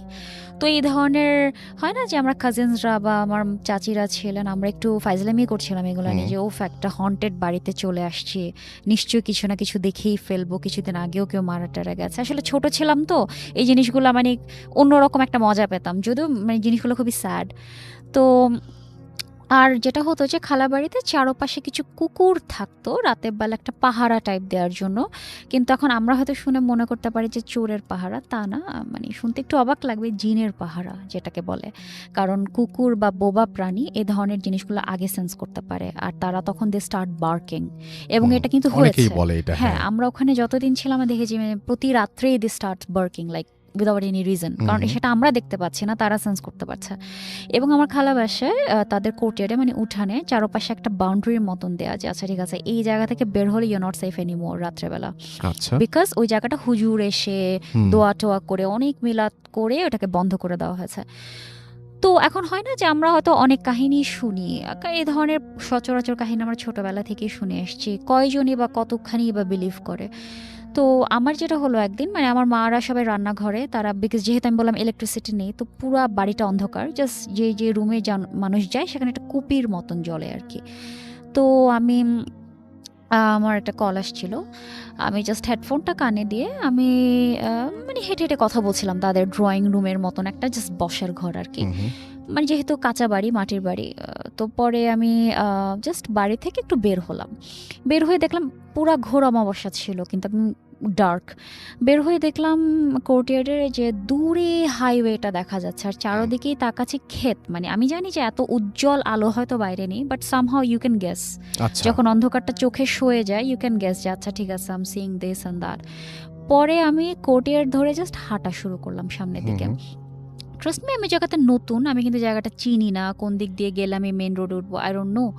আমি জাস্ট হাঁটা শুরু করলাম এবং আমি কথা বলছি আমার ফ্রেন্ডের সাথে, আর হাঁটছি, কথা বলছি আর হাঁটছি। এবং অ্যান্ড আরেকটা যেটা, যে মানে আমরা একটা সুপারস্টিশন বা অনেকে বলে থাকে যে যাদের যে মেয়েগুলোর চুল অনেক লম্বা থাকে, হুম সামহাও প্যারানর্মাল জিনিসগুলো তাদের প্রতি অ্যাট্রাক্টেড বেশি থাকে। হুম। তো unfortunately or fortunately I have very long hair, আমার চুলগুলো কিন্তু আচ্ছা। অনেক লম্বা। অ্যান্ড সেই টাইমে আমিও তো ওই যে কোনো সেন্স কাজ করছে না, জাস্ট হুম হুম। চুলগুলো ছেড়ে দিয়ে অ্যাজ ইউজুয়াল, কারণ আমি কথা বলছিলাম, বাসায় ছিলাম। আমি হাঁটতে হাঁটতে জাস্ট ওভাবেই আমি বের হয়ে চলে যাচ্ছি, তাদের সুপারি গাছ ক্রস করে ফেললাম, তাদের সামনের পুকুরটা ক্রস করে ফেললাম, অ্যান্ড নাও আমি ইন ডেঞ্জার জোন। আমি কিন্তু তাদের যে বাঁধানো জায়গাটা সেটা আমি ক্রস করে অলরেডি সামনের দিকে চলে গেছি। ওকে। এখন কুকুরগুলা অনেক মানে শাউট করা শুরু করেছে আমার পিছনে, ৩-৪টা ঘেউ ঘেউ করতেছে। এবং আমি জানি না সচরাচর এইরকম ৩-৪টা কুকুর ঘেউ ঘেউ করলে কিন্তু একটা বিরক্তির ব্যাপার, বাট আমি কোনো কিছু কানে তুলি নাই, আমি কিন্তু আমার মতন হুম। হেঁটে চলে যাচ্ছি। এবং আমার কাছে মনে হচ্ছিল সামথিং ইজ পুলিং মি, না যে কাম টুয়ার্ডস মি, এই ধরনের যে আমার দিকে আসো, একটা সামথিং ইজ পুলিং মি। আমার কাছে মনে হচ্ছে একটা অদৃশ্য একটা শক্তি জাস্ট আমাকে টেনে নিয়ে যাচ্ছে। আমি সামনের দিকে যাচ্ছি আর কথা বলতেছি, যেতে যেতে একটা টাইমে গিয়ে না আমার একটা মানে সদ্বিত ফিরে পাওয়ার মতন একটা জিনিস, আমি কোথায় চলে আসছি। হুম। পেছনে ফিরলাম এবং তখন থেকে সেই স্পট থেকে না আমার প্রচণ্ড ভয় লাগা স্টার্ট করলো। ছিল ওটা উইন্টার সিজন, মানে একদম শীতকাল, আর গ্রামের শীত তো আমরা জানি যে অনেক বেশি, কিন্তু সেই টাইমে আই স্টার্টেড সোয়েটিং, আমার প্রচণ্ড ঘাম হচ্ছিল অনেক ভয় থেকে। আমি লিটারালি আই ওয়াজ শেকিং, আমার কাছে মনে হচ্ছিল যে আমি এখানে মাথা ঘুরে পড়ে যাব। আমি পেছনে ফিরলাম, দেখলাম যে বাড়িটা অনেক দূরে। আমার এখন মনে হচ্ছে আমি যাবো কীভাবে, আর আমি যদি এখন যাওয়ার জন্য পা বাড়াই, এটা তো কোনো মানে গ্যারেন্টি নাই যে আমি এখন আমাকে কেউ ক্ষতি করবে না। কারণ আমার কাছে এখন মনে হচ্ছে যে আমরা আসলে মা খালা থেকে শুনতাম যে নিশি ডাকা, হুম হুম হুম। এবং হাতিয়াতে এটা প্রায় হয়ে থাকে নিশির ডাক, মানে অনেককে এরকম বাড়ি থেকে নিয়ে যায়, মানে এরকম অনেক অহরহ কাহিনী আছে হাতিয়াতে, মানে আমার খালার বাসার ওইদিকে। সো আমার কাছে মনে হচ্ছে যে আজকে তো নিশি তাহলে আমাকে ডাকলো, আর আচ্ছা। এখন আমি যদি এখানে মরে পড়ে থাকি, there is no one to save me out. Hmm আমি যাই হোক, এবং আমি সামহাও নেটওয়ার্ক কাজ করছিল না, আমি যে বাসায় একটা ফোন দিব। হুম। একটু পরে আমি দেখলাম যে আমাদের বাসার কিছু লোকজন, বাচ্চা কাচ্চা, কিছু কাজিন টাজিন, ওরা হাতে লণ্ঠন নিয়ে ওরা আমার দিকে, মানে আমি দেখতেছি যে একটা আগুনের মতন আমার দিকে আসছে। পরে ওরা কাছে এসে দেখলাম যে আমাদের এই বাসার লোকজন, ওরা আমাকে তো এসে খুব ঝাড়ি, তুমি এখানে কেন, কার সাথে আসছো, মানে এই ধরনের এক জিজ্ঞাসাবাদ। আমি বলি যে বিশ্বাস করো আমি কিছু জানি না আমি এখানে কিভাবে আসছি, কিন্তু আমার কাছে মনে হচ্ছে যে আমার এই রাস্তাটা খুবই পরিচিত। আমি যখন হাঁটা শুরু করেছিলাম আমার কাছে মনে হচ্ছে খুবই পরিচিত একটা জায়গা, বাট এখানে এসে এই পয়েন্টে এসে আমার কাছে মনে হচ্ছে আমি কিছু চিনি না, আমাকে Okay. বেশ তোমার বাসায় নিয়ে যাও। পরে আমাকে ওরা বাসায় নিয়ে গেল, বাসায় না পড়া অ্যাজ ইউজুয়াল আম্মু অনেক ঝাড়ি, যে তোমাকে বলা হয়েছে যে এই জায়গাটা ভালো না অ্যান্ড অল দোজ। পরে আমাকে অনেক দোয়া কালাম পড়ে অনেক ইয়ে করা হয়, কারণ এই বাড়ির চারপাশে কিন্তু অনেক প্যারানর্মাল জিনিস ঘটে। সেই যে ওই দিন একটা নিশি ডাকলো, আমি গেলাম, বের হলাম, তারপর থেকে এখনও পর্যন্ত, মানে সে 2009-এর কাহিনী, 2019, 10 বছর হয়ে গেছে, এখনও পর্যন্ত আমি যখন কোনো একটা, আমি কিছুক্ষণ আগে নেসের একটা কাহিনী বললাম অসলোতে, আমি যখনই এরকম কোনো একটা অ্যাবান্ডেন্ট প্লেসে চলে যাই, হুম হুম। তখন আমার কাছে মনে হয় যে আই স্টার্ট ফিলিং সামথিং, যেটা আমার 2009-এর আগে কোনো দিনই হয় নাই। তো আমার কাছে মনে হয়েছে যে একটা কাহিনী আমার সাথে ঘটেছে, হয়তো আমি আল্লাহর রহমতে আমার ক্ষতি হয়নি, বাট কিছু তো ইফেক্ট তো রয়ে যায়। এই ইফেক্টটা আমার ধারণা যে এটা ওখান থেকে আসছে, যে কোনো একটা জায়গায় গেলে স্টার্ট ফিলিং সামথিং, আর অকারণে ডিপ্রেশনে চলে যাওয়া। মানে আচ্ছা। এই কাহিনীটার পর থেকে ফেসিং দিস প্রবলেম আমার লাইফে এখনো পর্যন্ত? এখনো পর্যন্ত Oh my God. এই নিশি ডাকের পর থেকে। আচ্ছা। তো এটাই ছিল আমার কাহিনী রাসেল ভাই। Thank you so much. আপনার ঘটনার জন্য আপনাকে অনেক ধন্যবাদ, এবং আপনি কষ্ট করে এসেছেন। এবং আপনি যদি ভূত এফএমের লিসেনারদের জন্য এবং যারা আপনাদের ওইখান থেকে শোনে তাদের জন্য কিছু বলতে চান, তাহলে আপনি বলতে পারেন। ওয়েল, আমি খালি এটাই বলবো যে আমি আমি ভূত এফএম মতো ফার্স্ট থেকে শুনি, তখন হুম। বাংলাদেশে ছিলাম। আমি 2010 থেকে অ্যাকচুয়ালি রেগুলার শোনা স্টার্ট করি। তো আমি বলবো যে অনেকের থেকেই শুনেছি ভূত এফএম আসলে হয়তো দেখা যায় যে অনেকেই হয়তো অনেক মেড আপ স্টোরিজ বলে, কিন্তু আমি আজকে এসে যে স্টোরিগুলো শেয়ার করেছি, স্টোরি বলবো না, স্টোরি তো গল্প, আমি গল্প শেয়ার করি না, আমার জীবনের দুটো কাহিনী আমি শেয়ার করেছি, ইভেন্ট বলা যায়। আমি বলবো যে 100% ট্রু। আর অবশ্যই আমরা যতই ডিজিটাল হই না কেন বা যত সামনের দিকে এগিয়ে যায় না কেন, প্যারানর্মাল থিংস আর দেয়ার, আমরা এটাকে কোনোদিন অস্বীকার করতে পারবো না, যেহেতু আমরা মুসলিম, আমার ধর্মীয় গ্রন্থেও আছে এই জিনিসগুলো। তো আমি বলবো যে ভূত এফএমকে আপনারা মানে অন্তত এতটুকু বলবেন না, যে যেখান থেকে শুনছেন এতটুকু বলবেন না যে এখানে সে সবাই মেড আপ স্টোরিজ বলে, বিকজ এটা ট্রু না। আমি নিজেও এটা সাফার করেছি।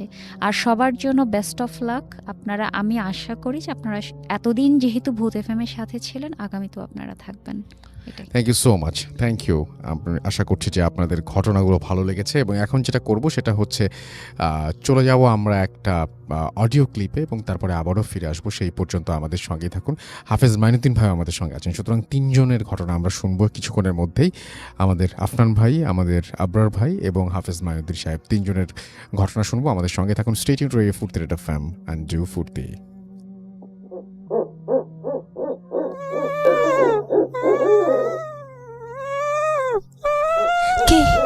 কে ওখানে? মশা, দ্য রক্ত চোষা। আপনারা এখানে কেন?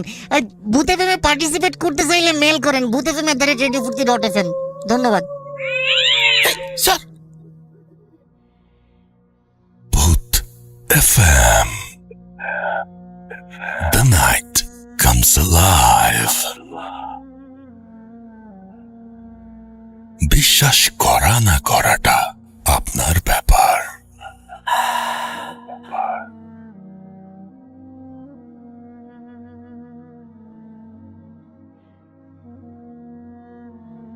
আসসালামু আলাইকুম রাসেল ভাই, আমার নাম ফুয়াদ, আমি জার্মানিতে অবস্থান করছি, এখানে আমি মাস্টার্স করি। আমি জানি যে আপনি ভালো আছেন, কারণ আপনি সবসময় ভালোদের দলে। আমিও ভালো আছি।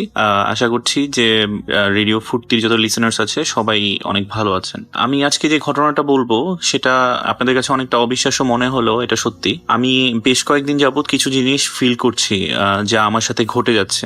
তো আমি মেইনলি যেই বাসাটাতে থাকি সেটা একটি স্টুডেন্ট হোস্টেল। এখানে করিডোরের দুই পাশে অনেকগুলো করে রুম আছে, অনেক ছোট ছোট রুম, সেখানে এক একজন স্টুডেন্টরা থাকে। তো আমি মেইনলি এখানে এসেছি 1 বছর আগে, কিন্তু গত 1 বছর যাবত এখানে আমার কোনো প্রবলেম হয়নি। কিন্তু রিসেন্টলি আমি কিছু জিনিস মিলিয়ে দেখলাম যে অ্যাকচুয়ালি আমার রুমটাতে কিছু প্রবলেম আছে। যেমন আমি যখন প্রথমে এখানে এসেছি তখন আমি প্রচুর চুল পেতাম, অনেক বড় বড় চুল মেয়েদের। কিন্তু সবচাইতে মজার ব্যাপার হচ্ছে যে আমার মানে কোনো মেয়ে ফ্রেন্ড বা কেউ হচ্ছে যে আমার এখানে আসে না। আমার রুমে কিভাবে সেই চুলের মানে অনেক চুল, কি বলবো ভাইয়া, আমি যখন আমার বেডের শীট সরাই তখন দেখি যে আমার ম্যাট্রেসের উপরে প্রচুর চুল। সেগুলো পরিষ্কার করার পরে আবার পরের দিন দেখি আবারও চুল। দেখি খাটের নিচে, আমার টেবিলের নিচে, সব জায়গায় প্রচুর চুল পেতাম। তো আমি হয়তো ভাবতাম যে এই জিনিসগুলো জানালা দিয়ে উড়ে আসছে অথবা দরজার নিচে দিয়ে আসছে, কিন্তু অনেক দিন ট্রাই করার পর আমি আসলে সোর্সটা খুঁজে পেলাম না যে এই চুলগুলো কোথা থেকে আসছিল। তারপরে আমি জিনিসটাকে খুব সিরিয়াসলি নেইনি, কিন্তু রিসেন্টলি আমি খুব উইয়ার্ড কিছু জিনিস দেখছি। যে জিনিসটা যেভাবে আমার মাথায় ক্যাচ করে সেটা আমি এই ঘটনাটা বলি। আমি একদিন রাতে ঘুমিয়েছিলাম, তো ঘুমের মধ্যে আমি স্বপ্ন দেখছিলাম যে আমার খাটের ডান পাশ থেকে যে দরজাটা, সেই দরজাটা খুলে কেউ একজন হামাগুড়ি দিয়ে, অন্ধকারে আমি ফেস বুঝতে পারছিলাম না, কেউ একজন হামাগুড়ি দিয়ে আমার বেডের পাশে আসলো। এসে আমাকে সে দাঁড়ালো, সে দাঁড়িয়ে সে আমার 2 কাঁধে ধরে আমাকে টেনে উঠিয়ে বসালো আমার বেডের মধ্যে। তো তখনও আমি ঘুমের মধ্যে। তো কেউ, সেই মানুষটা আমাকে উঠিয়ে বসিয়ে আমার কাঁধ ধরে ঝাঁকাতে লাগলো যেন আমাকে ঘুম থেকে উঠাতে চায়। তো আমার ঘুম ভেঙে গেল। ঘুম ভেঙে আমি দেখলাম যে আমি অ্যাকচুয়ালি যেই পজিশনে বসেছিলাম খাটের মধ্যে, মানে ওই জিনিসটি আমাকে যেভাবে টেনে তুলেছিল, আমি সেই পজিশনেই বসে আছি। এবং হঠাৎ করে আমি জিজ্ঞেস করলাম যে কে কে। আমি দেখলাম যে সামনে থেকে মানে সেই কালো জিনিসটা আস্তে আস্তে নেই হয়ে গেল, সেটা উধাও হয়ে গেল। তো আমি জিনিসটা খুব বেশি খেয়াল করলাম না। আমি বুঝলাম যে হয়তো এটা আমার স্বপ্ন ছিল বা কোনো কিছু।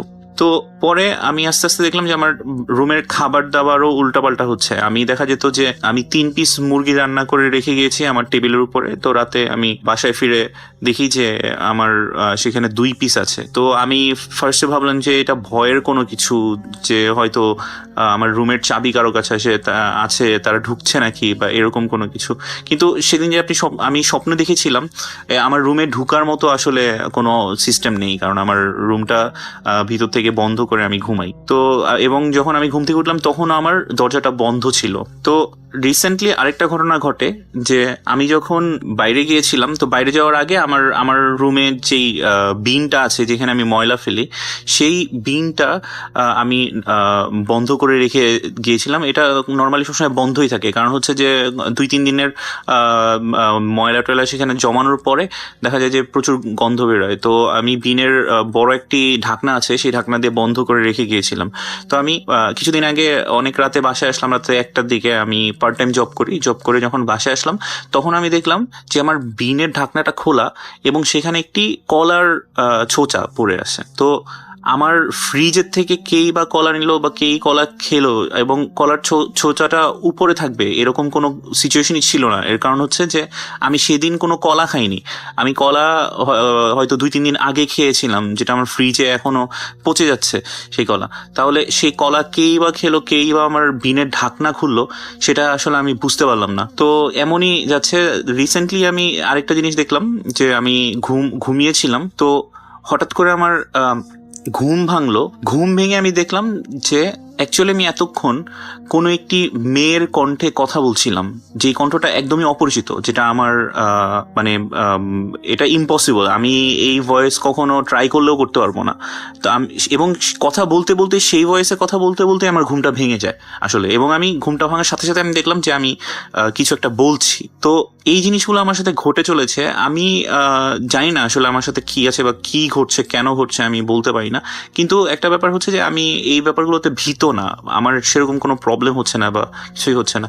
আমি আসলে ট্রেস করার চেষ্টা করছি যে আসলে ঘটছেটা কি। আর আরেকটা ব্যাপার হচ্ছে আমি যেই শহরে থাকি, বন শহরে, সেখানে বাংলাদেশিদের আনাগোনা খুবই কম। এখানে বাংলাদেশি নেই বললেই চলে, হয়তো হাতে গোনা 50-60 জন বাঙালি থাকে পুরো শহরে। আর এইদিকে দেখা যায় যে যারা এক্সোসিজম করে এরকম লোকও আমি খুঁজে বের করতে পারবো না। এর কারণ হচ্ছে আমি জার্মানেও খুব একটা ভালো না এখানে। তো সব মিলে আমি চিন্তা করলাম যে যেহেতু আমি আর 1-2 মাস এই বাসায় আছি, এর চেয়ে বেশি আমি থাকবো না। আমি হয়তো বাংলাদেশে ব্যাক করব। এই কারণে আমি আর কোনো রকম স্টেপ নিচ্ছি না এই রুমটা নিয়ে। তবে আমি যতটুকু বলতে পারি যে আমি যে ঘটনাগুলো বললাম সেগুলো অনেকটা অবিশ্বাস্য মনে হলো, অথবা অনেকে সায়েন্টিফিক এক্সপ্লেনেশন খুঁজে বের করতে পারেন, কিন্তু আমি এখন পর্যন্ত পাইনি। আমি অনেক খুঁজেছি, যেহেতু আমি এই জিনিসগুলো ফেস করছি, আমি বলতে পারবো যে আমার এক্সপিরিয়েন্সটা কেমন। তো এটাই ছিল হচ্ছে যে আমার আজকের ঘটনা। রাসেল ভাই, আমি ভূত এফএম-এর অনেক বড় একজন ফ্যান। আমি জার্মানিতে বসেও ইউটিউবে রেকর্ডেড যেই এপিসোডগুলো সেগুলো আমি শুনি। দোয়া করবো যে আপনারা সবাই অনেক ভালো থাকবেন, আমার জন্য দোয়া করবেন। আর ভালো লাগলে অবশ্যই প্লে করবেন আমার অডিওটি। ধন্যবাদ। আসসালামু আলাইকুম।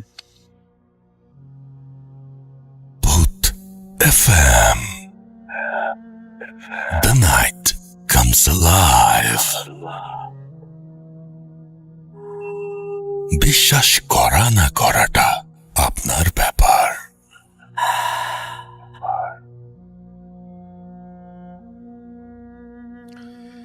Welcome back. ঘড়িতে সময় রাত 1:06। আমি রাসেল আছি সাথে।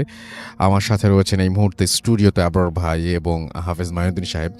তো আমরা কোনো দেরি না করে, আমরা দেখতে পাচ্ছি অনেকে লিখছেন, সবার লেখায় আস্তে আস্তে পড়ার চেষ্টা করবো। আগে ঘটনাগুলো শুনে ফেলি, তারপর আস্তে আস্তে সব পড়বো। হাফেজ মাইনুদ্দিন ভাইকে দিয়ে শুরু করি। মাইনুদ্দিন ভাই, আসসালামু আলাইকুম, কেমন আছেন? ওয়ালাইকুম আসসালাম, আলহামদুলিল্লাহ ভাইয়া জি। ভালো আছি। জি, আপনি গত সপ্তাহে এসেছিলেন এবং আপনার জি। একটা ঘটনার কিছু অংশ বলেছিলেন হ্যাঁ, এবং বলেছিলেন যে তারপরে আপনি সেখানে যাবেন এবং সেখানকার আপডেট আমাদেরকে জানাবেন আজকে। জি জি। সেটা একটু আমাদের একটু প্লিজ জানান। তো গত শনিবার আমার যাওয়ার কথা ছিল, জি। সেখানে আমি শনিবার যেতে পারিনি, সেখানে আমি রবিবার যাওয়া হয়। জি। কিন্তু ভয়ঙ্কর যে এই সমস্ত ঘটনা শুক্রবার থেকেই শুরু হয়ে যায় শান্তার সাথে। জি। শুক্রবার রাত সেখানে যে সমস্ত দুর্ঘটনাগুলো ঘটে সেটা আমাদেরকে যে বলা হয় আমাকে, সেটা হচ্ছে গত শুক্রবার রাত 2টা বা 2:30টার দিকে ওনার শান্তার সাথে থাকতে অনেকেই ভয় পাইতেছিল, তো জি। ওনার সাথে ওনার ফুপি থাকতো। সেই শুক্রবার রাতে তার সাথে তার ফুপি ছিল। তো রাত 2টা 2:30টার দিকে নাকি তার পুরো ঘরটাতে সুগন্ধি চালের খুশবুতে ভরে গেছিল। তো জি। মানে সেই সুগন্ধি চালের গ্রানটা খুব কম ছিল, পরে নাকি আস্তে আস্তে আস্তে আস্তে পুরো ঘর ছড়িয়ে গেছে সুগন্ধি চালের খুশবুটা। জি। তো ওনার ফুপি বলতেছে এই এখন এত সুগন্ধি চাল অর্থাৎ পোলাওয়ার চালের গ্রানগুলো আসতেছে কোত্থেকে। হুম। তো উনি উঠলো, বাতিটা জ্বালালো। যখন বাতিটা জ্বালালো দেখলো সে যে জানালার পর্দার পেঁচানো, জানালার পর্দার সাথে একটা সাপ পেঁচিয়ে ছিল। সেই সাপটা জানালার সামনে পর্দার সাথে পেঁচানো ছিল। উনি তো দেখে একটা চিৎকার দেন। হুম। তো মানুষ আসার আগে দিয়ে সেই সাপটা চলে যায়। আচ্ছা। তখনই শান্তা তো ঘুমানো ছিল, কিন্তু শান্তা তখন খুব জোরে হাসতেছে, পরে আবার কান্না করতেছে। হুম, হুম। পরে সে একটা সময়তে সে উঠে চলে যেতেছিল, বাসার থেকে বের হতে যেতেছিল। জি। তো ওনাকে খুব জোর করে সবাই ধরে রাখে এবং তাদের ঘরে একটি পানি পড়া ছিল, সেটা তাকে ছিটে দেওয়াতে সে আবার অচেতন হয়ে যায়, জি। জ্ঞান হারিয়ে ফেলে। তো শুক্রবারটা ছিল এমন। এরপর শনিবার দিন ভর দুপুরবেলায় আরেকটা নাকি ঘটনা ঘটে, সেটা হচ্ছে আমার যাওয়ার কথা ছিল, আমি তো শনিবার যেতে পারিনি। তো শনিবার ভর দুপুরবেলায় যেটা ঘটনা ঘটে, সে শনিবার দিন সকালে উঠে গোসল করলো, খাওয়া দাওয়া সবই করলো।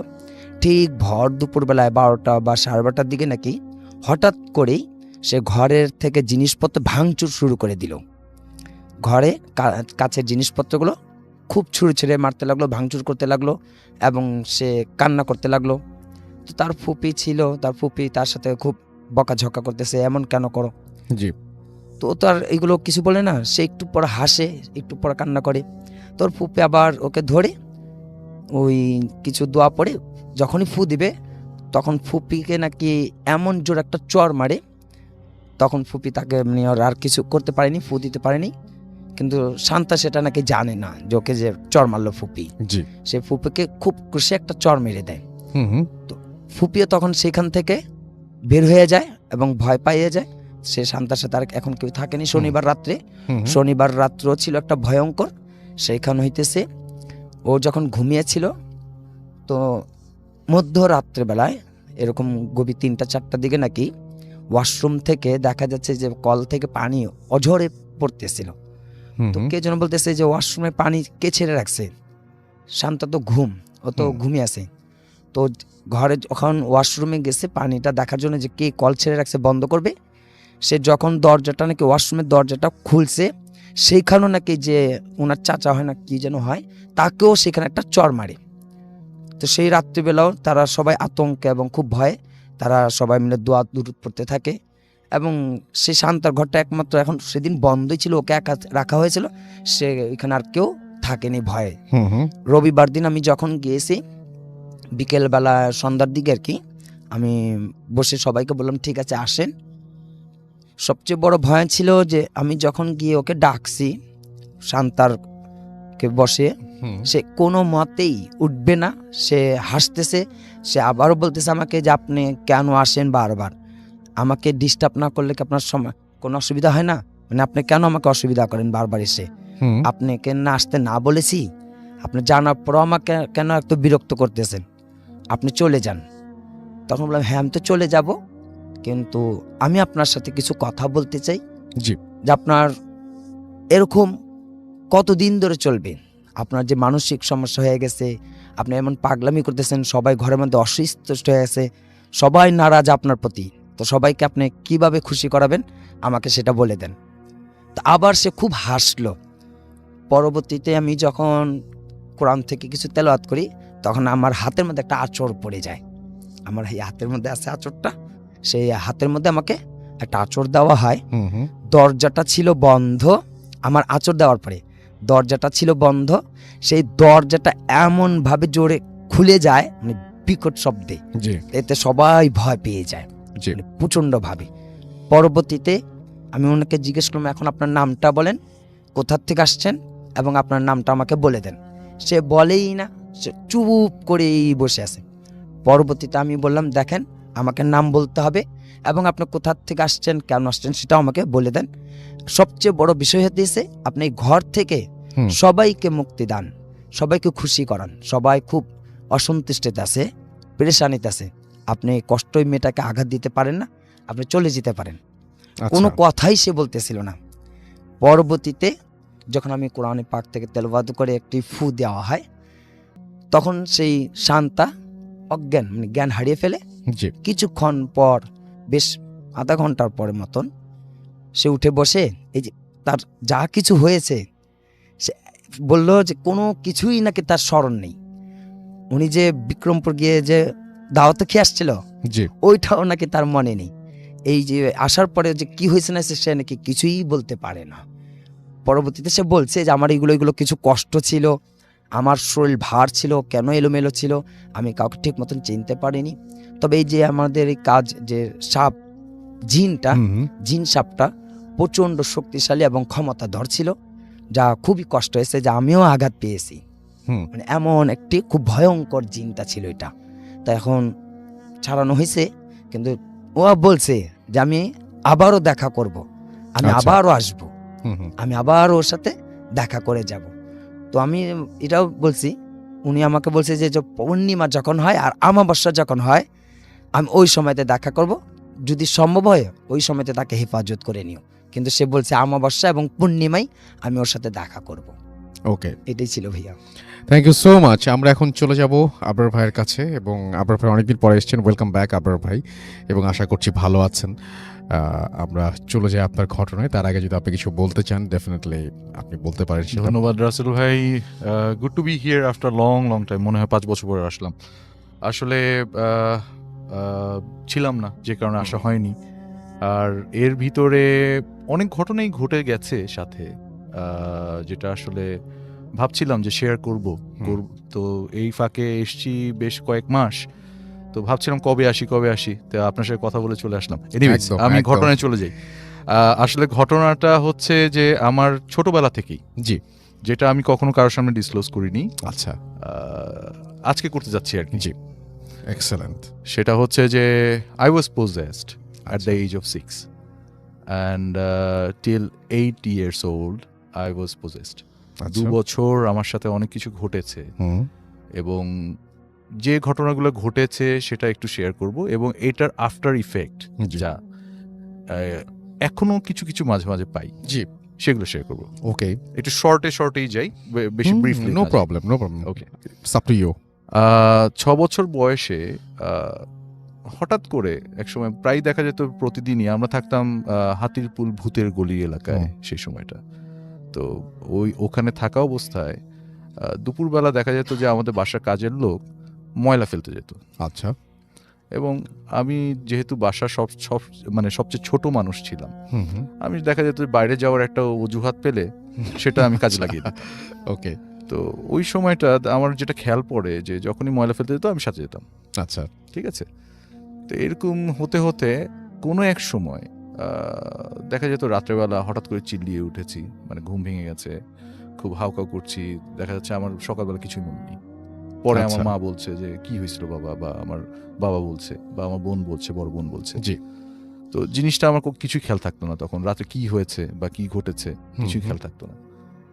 তো এরকম চললো বেশ 6 মাস 7 মাস চললো, এরকম প্রায়ই হতো আমার। আচ্ছা মানে আমি রাত্রেবেলা উদ্ভট আচরণ করতাম, হুম হুম যেটা আমার সকালবেলা কিছু খেয়াল থাকতো না। তো চিটাগংয়ে আমার দাদা বাড়ি ছিল। হুম হুম তো ওখানে যাওয়ার পর আমার দাদা এগুলো শোনার পর একটা হুজুর ডাকেন। আচ্ছা তো যে হুজুরকে ডাকেন উনি সম্ভবত আপনার চিটাগংয়ে বেশ নাম করা, আমার খেয়াল নেই। তো উনি আসেন, এসে নিয়ে মোটামুটি আমাকে দেখে এসে বলে, হ্যাঁ এই বাচ্চা পোজেসড। মানে ওর উপর আসর আছে একটা আচ্ছা। জিনের।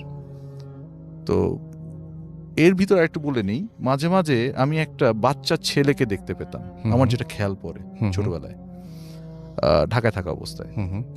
মাঝে মাঝে দেখতাম যে দুপুরবেলা, ভর দুপুরে হঠাৎ করে আমার সামনে, আমি হয়তো ঘুম থেকে চোখ খুলেছি, দেখি যে একটা বাচ্চা ছেলে আচ্ছা। আমারই বয়সী প্রায় এরকম দেখতে, তার সাথে মাঝে মাঝে কথাও বলতাম, হুম হুম। এবং তার নামটা ছিল আরিফ। সেটাও মনে আছে আপনার? সেটাও আমার এখন আচ্ছা। পর্যন্ত মনে আছে। এই যে আচ্ছা। আমি বলছি না, আমার মোটামুটি মানে গুজবার্নস হচ্ছে, হ্যাঁ, so হ্যাঁ। like it's, এখনো মনে পড়ে সেটা। রাইট। তো এই আরিফের সাথে দেখা হতো মাঝে মাঝেই, জি। এবং সে আমাকে সবসময়, মানে যেটা আমার খেয়াল পড়ে, যে সে খেলতে চেত বা আমার সাথে থাকতে চেত, এরকম কিছু ব্যাপার হুম ছিল। হুম। তো চিটাগংয়ে ওই হুজুর যখন আর কি আমার সামনে আসেন, উনি বললো যে এই বাচ্চা পজেসড, এবং একটা 12 বছরের একটা ছেলে লাগবে, হুম। এবং কোনো একটা রাশির কথা সে বলেছিলেন। তে সেই ছেলেটাকে পাওয়া গেল 12 বছরে, আমারই এক কাজিন, ওই একই বিল্ডিংয়ে 4 তলায় থাকতেন আমার দাদা বাড়ির। তো মানে আমার দাদার ভাতিজার ছেলে আর কি। তো রফিক নাম। তো রফিককে ডেকে আনা হলো, জি। আমাদের ড্রয়িং রুমে বসানো হলো হুম। একটা কাপড় টাপড় দিয়ে। জি। এখন যখন ওই হুজুর তার যে ঘটনা, মানে তার যে প্রসিডিওর, যেটা এই প্রসিডিওর যখন স্টার্ট করলো, দোয়া কালাম পড়া শুরু করলো, তখন আমি দেখলাম আরিফ ওই ড্রয়িং রুমে এক কোণায় এসে দাঁড়িয়ে আছে, আচ্ছা। বাট সে কিন্তু পাটা কিন্তু মাটিতে নেই, হুম হুম। একটু উপরে আমি দেখতে পাচ্ছি। আর 12 বছরের যাকে রাখা হয়েছে, তাকে আমি এখন যেটা আমি বুঝতে পারি, তাকে রাখা হয়েছিল আরিফকে সেও দেখতে পাচ্ছিল, হুম হুম। এবং আরিফ যেটা বলবে, রিপ্লাই দিবে, সেটা তার মুখ দিয়ে শুনবে, আমার মুখ দিয়ে না। আচ্ছা। কারণ আমার মুখ দিয়ে শুনলে এটা অনেকেই বিশ্বাস করবে না, হুম হুম। যেহেতু আমি পজেসড। তো ওই অবস্থানে আরিফকে অনেকগুলো কোশ্চেন করা হলো হাজির করার পরে, এবং আমার যে রফিক, যে আমার চাস্তো ভাই, মানে দুঃসম্পর্কে চাস্তো ভাই, সে রিপ্লাইগুলো দিচ্ছে, আমি শুনছি, রফিক শুনছে, সে অ্যান্সার দিচ্ছে যে তুমি কোথা থেকে এসছো, তোমার নাম কি, হুম। তুমি কেন ওকে ডিস্টার্ব করো। সে হুম। বলল, রিপ্লাইয়ে সে বলল যে সে ভর দুপুরবেলা, মানে আমি যখন ময়লা ফেলতে যেতাম ওখানেই সে থাকতো বেশিরভাগ সময়, হুম।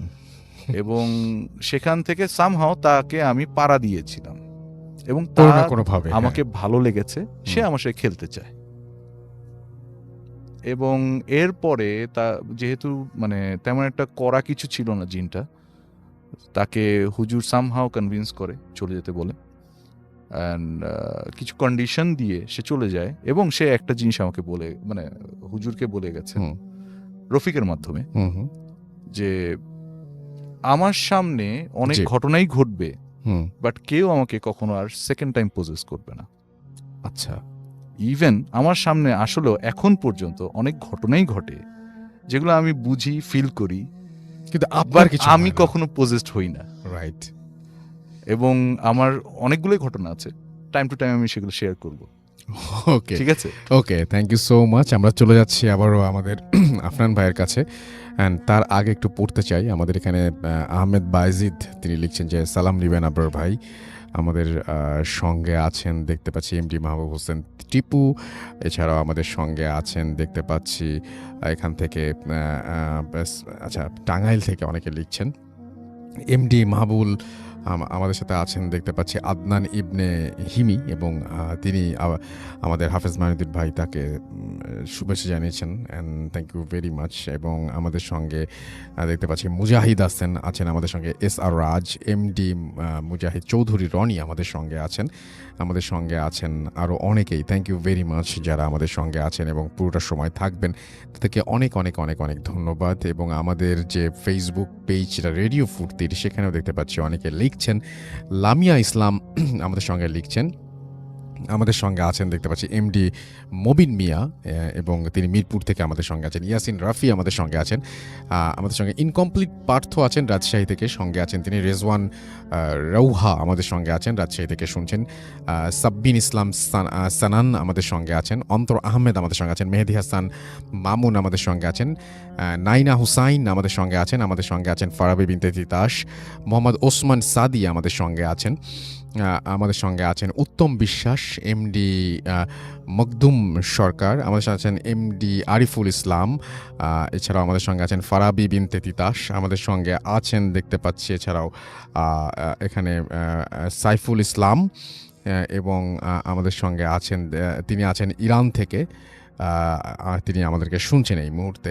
আমাদের সঙ্গে আছেন এমডি, আচ্ছা আমাদের সাথে আছেন মিজান আহমেদ, আমাদের সঙ্গে আছেন সাইম সকাল, আজিমপুর ঢাকা থেকে শুনছেন তিনি। এছাড়াও অ্যাপ দিয়ে শুনছেন BH বিজয়, এছাড়াও আমাদের সাথে আছেন HM সানি, আছেন আমাদের সঙ্গে আরও অনেকেই, মাহফুজ আহমেদ নাইম সহ। And thank you very much আমাদের সঙ্গে থাকার জন্য। আমরা চলে যাচ্ছি আমাদের আফনান ভাইয়ের কাছে এবং তার কাছ থেকে আমরা সেকেন্ড যে ঘটনাটা তার সেটা শুনবো। আশা করছি আপনাদের ভালো লাগবে। ধন্যবাদ রাসেল ভাই দ্বিতীয়বার সুযোগ দেওয়ার জন্য। রাসেল ভাই, এমনিতে সাধারণত সরাসরি ঘটনায় চলে যাই, জি। তো আজকে আসলে আমি এখানে এসে সবার ঘটনা শুনে আমার এতটাই ভালো লাগছে যে আমি কোনো কোনো ঘটনা আসলে কমপ্লিমেন্ট না করে কিন্তু থাকতে পারছি না। আচ্ছা, জি বলেন। স্পেশালি ফার্স্টে যে আপুটা এসেছিলেন নরওয়ের জি। অসলো থেকে, জি আমার এক বন্ধু আছে নরওয়ের অসলোতে থাকে। জি বছর দুয়েক আগে ও আমাকে একবার বলেছিল জি যে অস্ট্রেলিয়ার নেস নামক একটা জায়গায় এরকম একটা জায়গা আছে যেখানে গেলে নাকি সুইসাইড করতে ইচ্ছা করে, বাট সেটা কি কোনো চার্চের ওখানে কি না এরকম কিছু বলে নাই আমাকে। তো আমি ওকে বলেছিলাম যে ঠিক আছে আমাকে এরকম ঘটনা পেলে জানাই, কিন্তু পরবর্তী ওর সাথে আমার যোগাযোগ করা সম্ভব হয় নাই। জি তো আমি তো জানতাম না আপু ঠিক ওই জায়গার ঘটনাটাই বলবে। আমার পাশ থেকে যখন বলছিল জি আমি খুব মনোযোগ দিয়ে শুনছিলাম হুম। যে আসলে ওই এটা তো এরকম একটা কথা তো আগে আমাকে বলেছিল আমার এক বন্ধু। আর আসল ভাই, অনেকে বিশ্বাস করে না যে এরকম জায়গা থাকতে পারে। আমি এর আগেও কিন্তু অনেকদিন আগে একটা ঘটনা বলেছিলাম, জাপানের ফুজিয়ামা শহরের। জি জাপানের ফুজিয়ামা শহর একটা জঙ্গল আছে, সবাই এটাকে সুইসাইড ফরেস্টই বলে। ওখানে কেউ গেলে ওখানে সবার ইচ্ছা করে যে সুইসাইড করবে, এবং যারা ওখান থেকে সুইসাইড করার অ্যাটেম্প্ট নেয় কিন্তু করতে পারে না, বেঁচে ফিরে আসে, ওরাও কিন্তু বাকিটা জীবন মেন্টালি ডিসেবল হয়ে থাকে। আচ্ছা সুতরাং এরকম ওয়ার্ল্ডে কিন্তু এরকম বেশ জায়গা আছে এরকম অবিশ্বাস করার কিন্তু কোনো উপায় নেই। বিশেষ করে ইউরোপিয়ান কান্ট্রিগুলোতে এটার পরিমাণ অনেক বেশি, বরং আমাদের এশিয়াতেই সেটা কম, ওখানে অনেক বেশি। আর জাদুবিদ্যার সবচেয়ে বেশি চর্চা হয় কিন্তু রাসেল ভাই আফ্রিকাতে এবং দক্ষিণ আমেরিকাতে, এটা সবচেয়ে বেশি হয়। তো রাসেল ভাই, এখন আমি সরাসরি আমার ঘটনাটা চলে যাচ্ছি। তো এই ঘটনাটি রাসেল ভাই আমাকে দিয়েছে আমাদের রাজবাড়ী ভর্তি টিমের সদস্য সচিব। এর আগেও অনেক ঘটনা দেয় আর কি, আজকে এবারও দিয়েছে। সরাসরি ঘটনাটা চলে যাই। ঘটনাটির সময়কাল রাসেল ভাই 1997 সালের দিকের ঘটনা। জি এই ঘটনাটি মানে একটু ব্যাকগ্রাউন্ড আমাকে একটু নিয়ে আসতে হবে বলার জন্য। সেটা হলো যে পাবনা জেলার নাজিরগঞ্জ থেকে সাধারণত দেখা যায় ওই সময় হতো কি, ওই যে কিছু আমরা যেটাকে ওই যে কামলা বলি আর কি, ওই যে গ্রামে যখন ধান কাটার মৌসুম হয় ওই সময় কিন্তু বিভিন্ন জায়গায়, বিশেষ করে উত্তরবঙ্গ থেকে শুরু করে বিভিন্ন জায়গা থেকে কিন্তু লোক আসে ধান কাটার জন্য। যে এলাকায় অন্তত ধান পাট বেশি হয়, আমাদের ফরিদপুর অঞ্চল বা রাজবাড়ী অঞ্চলে ধান পাট একটু বেশি হয় আর কি। তো যার কারণে এখানে এই কামলারা আসেন আর কি। তারপর সিজন শেষ হলে তারা আবার বাড়িতে চলে যান। দেখা যাচ্ছে ওই সময়ে আপনার কিছু লোক আসে আপনার নাজিরগঞ্জ থেকে, আর আসে হচ্ছে রাজবাড়ী জেলার কালুখালী উপজেলার হেলেঞ্চা গ্রামে। রাসেল ভাই, এর আগেও আমি কালুখালী নিয়ে কিন্তু অনেকগুলো ঘটনা বলেছি, এবং আমাদের রাজবাড়ী জেলার, আমার বাসা যেহেতু রাজবাড়ী জেলার সবচাইতে যে হন্টেড এরিয়া যেগুলো আছে ম্যাক্সিমাম কিন্তু এই কালুখালী উপজেলার মধ্যে পড়ে।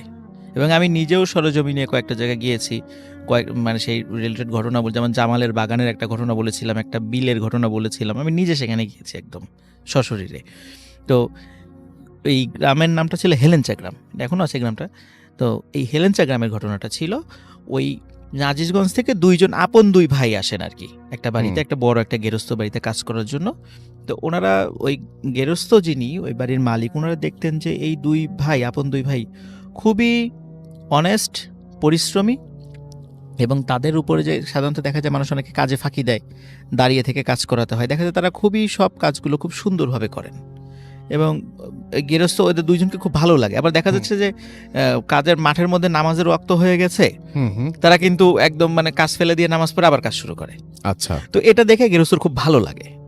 ভালো লাগার পরে তখন যখন সিজনটা শেষ হয়ে যায়, সবাই যখন বাড়ি চলে যাবে, তখন ওই গেরস্থ তখন ওই দুই ভাইকে বলে যে তোমাদের দুইজনকে আমার খুব ভালো লেগেছে, তো আমার মানে দুটো মেয়ে আছে, তোমাদের পরিবারের সদস্যদের আমার ঠিকানা দাও, বাড়ির ঠিকানা দাও, আমি আমার দুই মেয়েকে তোমাদের সাথে বিয়ে দিতে চাই। তো ওরা দুইজন ছিল কিন্তু রাসেল ভাই খুবই গরিব। আচ্ছা, কিন্তু ওদের কাজ এবং আচার আচরণ কথাবার্তা এতটা ভালো লেগেছে হুম যে ওনার নিজের আপন মানে 2 মেয়েকে বিবাহ দিতে রাজি হয়েছেন। তখন ওরাও খুব ভদ্রতার সাথে বলে যে আমাদের বাবা জীবিত নাই, জি আমাদের মা জীবিত আছেন, তো এই যে ঠিকানা দিচ্ছি, আপনারা আসেন আমাদের বাড়িতে।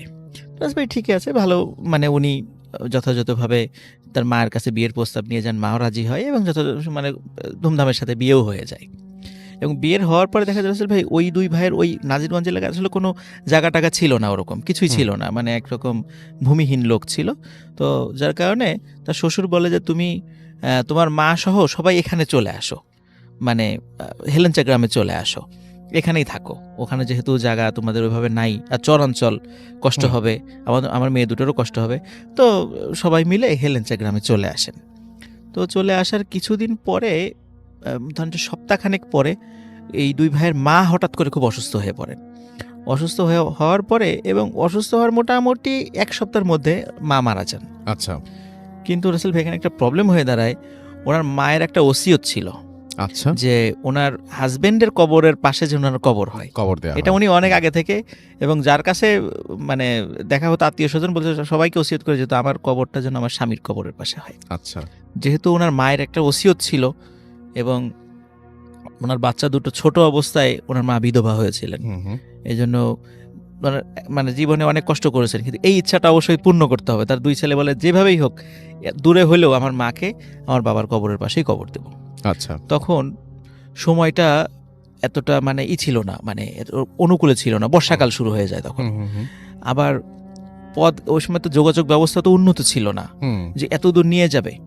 তো এখানে রাসেল ভাই বলে রাখা ভালো যে ওই হেলেঞ্চা গ্রাম থেকে পদ্মা নদীতে আসার জন্য প্রায় 7 কিলোমিটার মানে মনে করেন যে মেঠো পথ অতিক্রম করতে হয়। আচ্ছা তারপরে নদীতে আসার পরে শাখা নদী পার হতে প্রায় আরও নদীপথ 5-6 কিলোমিটার অতিক্রম করতে হয়। হুম হুম তারপর মূল পদ্মা থেকে আবার নাজিরগঞ্জ যেতে কিন্তু সব মিলাই প্রায় 15 থেকে 17 কিলোমিটারের খালি নদীপথ পাড়ি দিতে হয়। আচ্ছা এটা কিন্তু খুব সহজ পথ না, না বেশ একেবারে না মানে ওই সময়টাতে রাস্তা যোগাযোগ ব্যবস্থা আর এতটা ভালো ছিল না ওই অঞ্চলে। এখন একটু ভালো হয়েছে, আমি দেখছি মোটামুটি ওই অঞ্চলের রাস্তাঘাটগুলো এখন দেখছি মোটামুটি আলহামদুলিল্লাহ ভালো হয়েছে আর কি।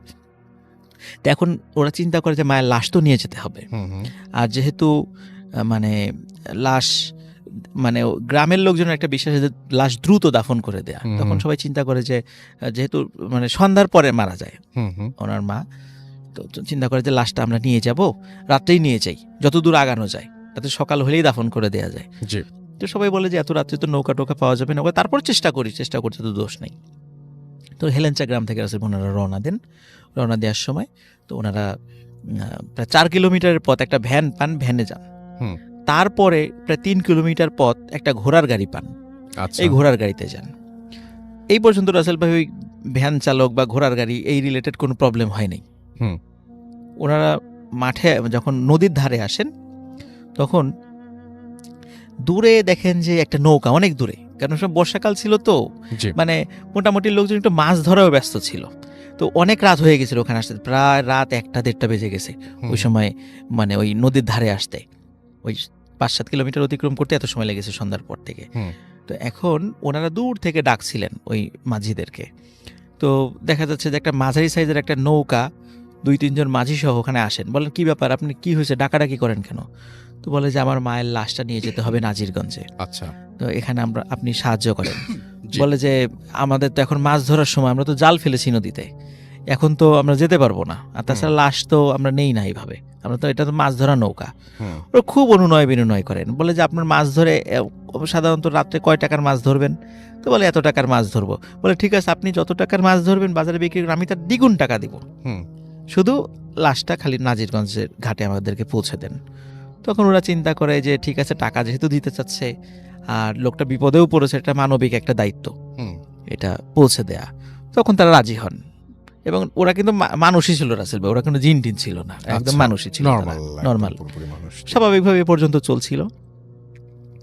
লাশ যখন রাসেল ভাই শাখা নদী পার হয়ে মূল পদ্মা নদীতে চলে আসে, হুম হুম তখন নৌকা যখন যাচ্ছে আস্তে আস্তে হঠাৎ একটা অদ্ভুত ঘটনা ঘটে। কি বলেন তো? সেটা হচ্ছে যে ওরা দেখে নদীর মাঝখানে হুম। একটা বড় আকৃতির বক দাঁড়িয়ে আছে। আচ্ছা, খুব এখন ইন্টারেস্টিং ব্যাপার। বড় আকৃতির বক রাসেল ভাই, এর বক কিন্তু রাসেল ভাই পানির উপর দাঁড়ায় না, এটা হয়তো বা ওই চট টট পড়লে দাঁড়ায় এর উপরে। রাইট। এখন লোকজন চিন্তা করছে মাঝি কি ব্যাপার, এদিকে তো নৌকা তো মাঝে মাঝেই নিয়ে আসি, হুম এই চর আসলো কোত্থেকে এখানে?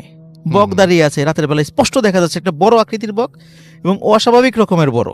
হুম আমরা চিন্তা করে হতেও পারে হয়তো বা রাতের বেলা অত বড় বক হতেও পারে, কিন্তু ওরা কখনো দেখে নাই। আমাদের কোনো কোনো মাঝির বয়স ছিল 60 ঊর্ধ্ব, জি 3 জনের মধ্যে, কিন্তু এত বড় বক কখনো দেখে নাই। যাই হোক, নৌকা ওদিক দিয়েই যেতে হবে রাসেল ভাই, কিছু করার নাই। এখন বক তাদেরকে দেখে কোনো নড়াচড়াও করে না, উড়েও যায় না। জি হঠাৎ করে রাসেল ভাই মানে এই নৌকাটা দাম করে একটা মানে কোনো কিছুর সাথে ধাক্কা খেয়ে থেমে যায়, মনে হয় যে নিচে কোনো চর পড়ে গেছে। এবং ওরা সবাই অবাক হয়, হুম। এটা মাঝ নদী, মানে একদম উত্তাল পদ্মা, বর্ষার সময় স্রোত, জি এইখানে তো চর পড়ার কোনো কথা না। মানে সবাই খুব অবাক।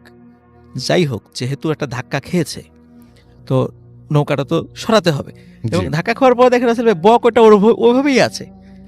সে কি করছে, ওই নদীর মধ্যে মাথাটা ঢুকে মাছ খাওয়ার চেষ্টা করছে।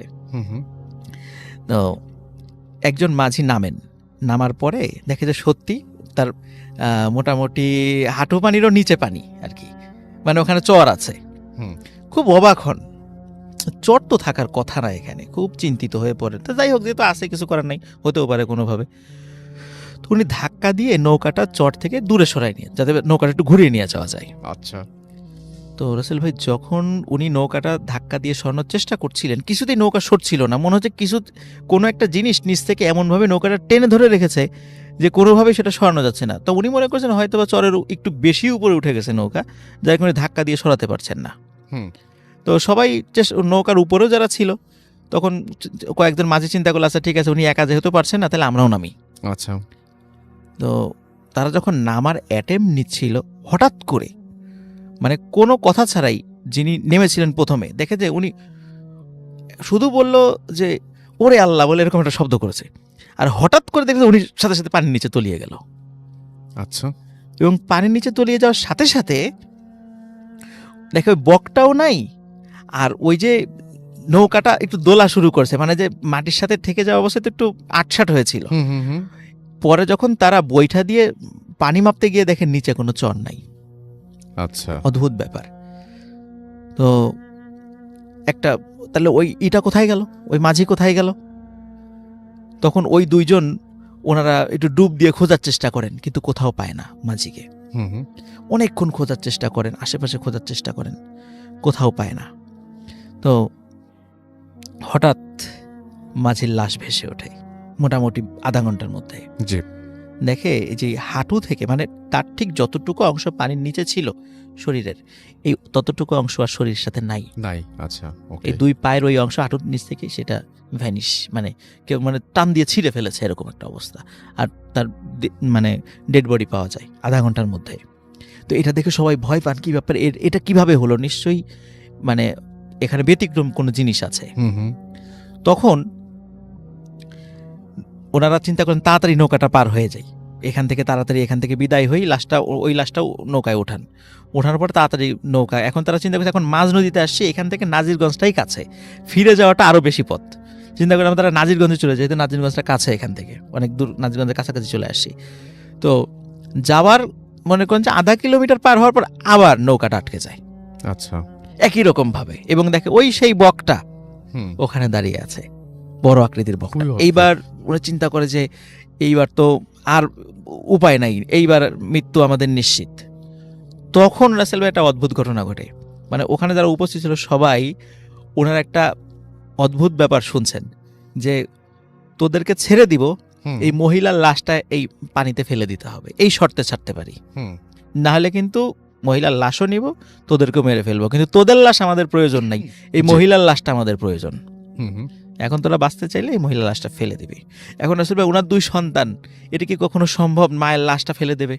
এটা কিন্তু না, একটা এটা ইম্পসিবল সম্ভব ব্যাপার, না, এটা এটা তো কখনো হতে হ্যাঁ। পারে না। এটা হতে পারে না নিজের আসলে, মায়ের লাশ হ্যাঁ। পানিতে ফেলে দেবে, সেটাই। কে বা কে বলছে জিন হইতে পারে, ভূত হইতে পারে, তাদের কথা শুনে মায়ের লাশ ফেলে দেবে, এটা হইতেই পারে না।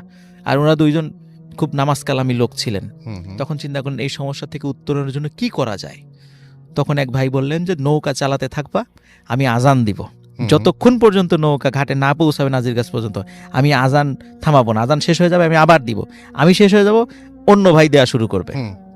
এইভাবে চলতেই থাকবে। আর ওনারা যে দুইজন মাঝি জীবিত ছিলেন ওনারা মানে প্রচন্ড জোরে নৌকা বাইতে থাকবেন। তো হুম। সত্যি রাসেল ভাই ওনারা আজান দিতে থাকেন আচ্ছা। একের পর এক, এবং দেখে যে ওই বকও উড়ে যায় আর নৌকাও মানে চলা শুরু করে। এইভাবে রাসেল ভাই নাজিরগঞ্জ পর্যন্ত ওরকম যায়।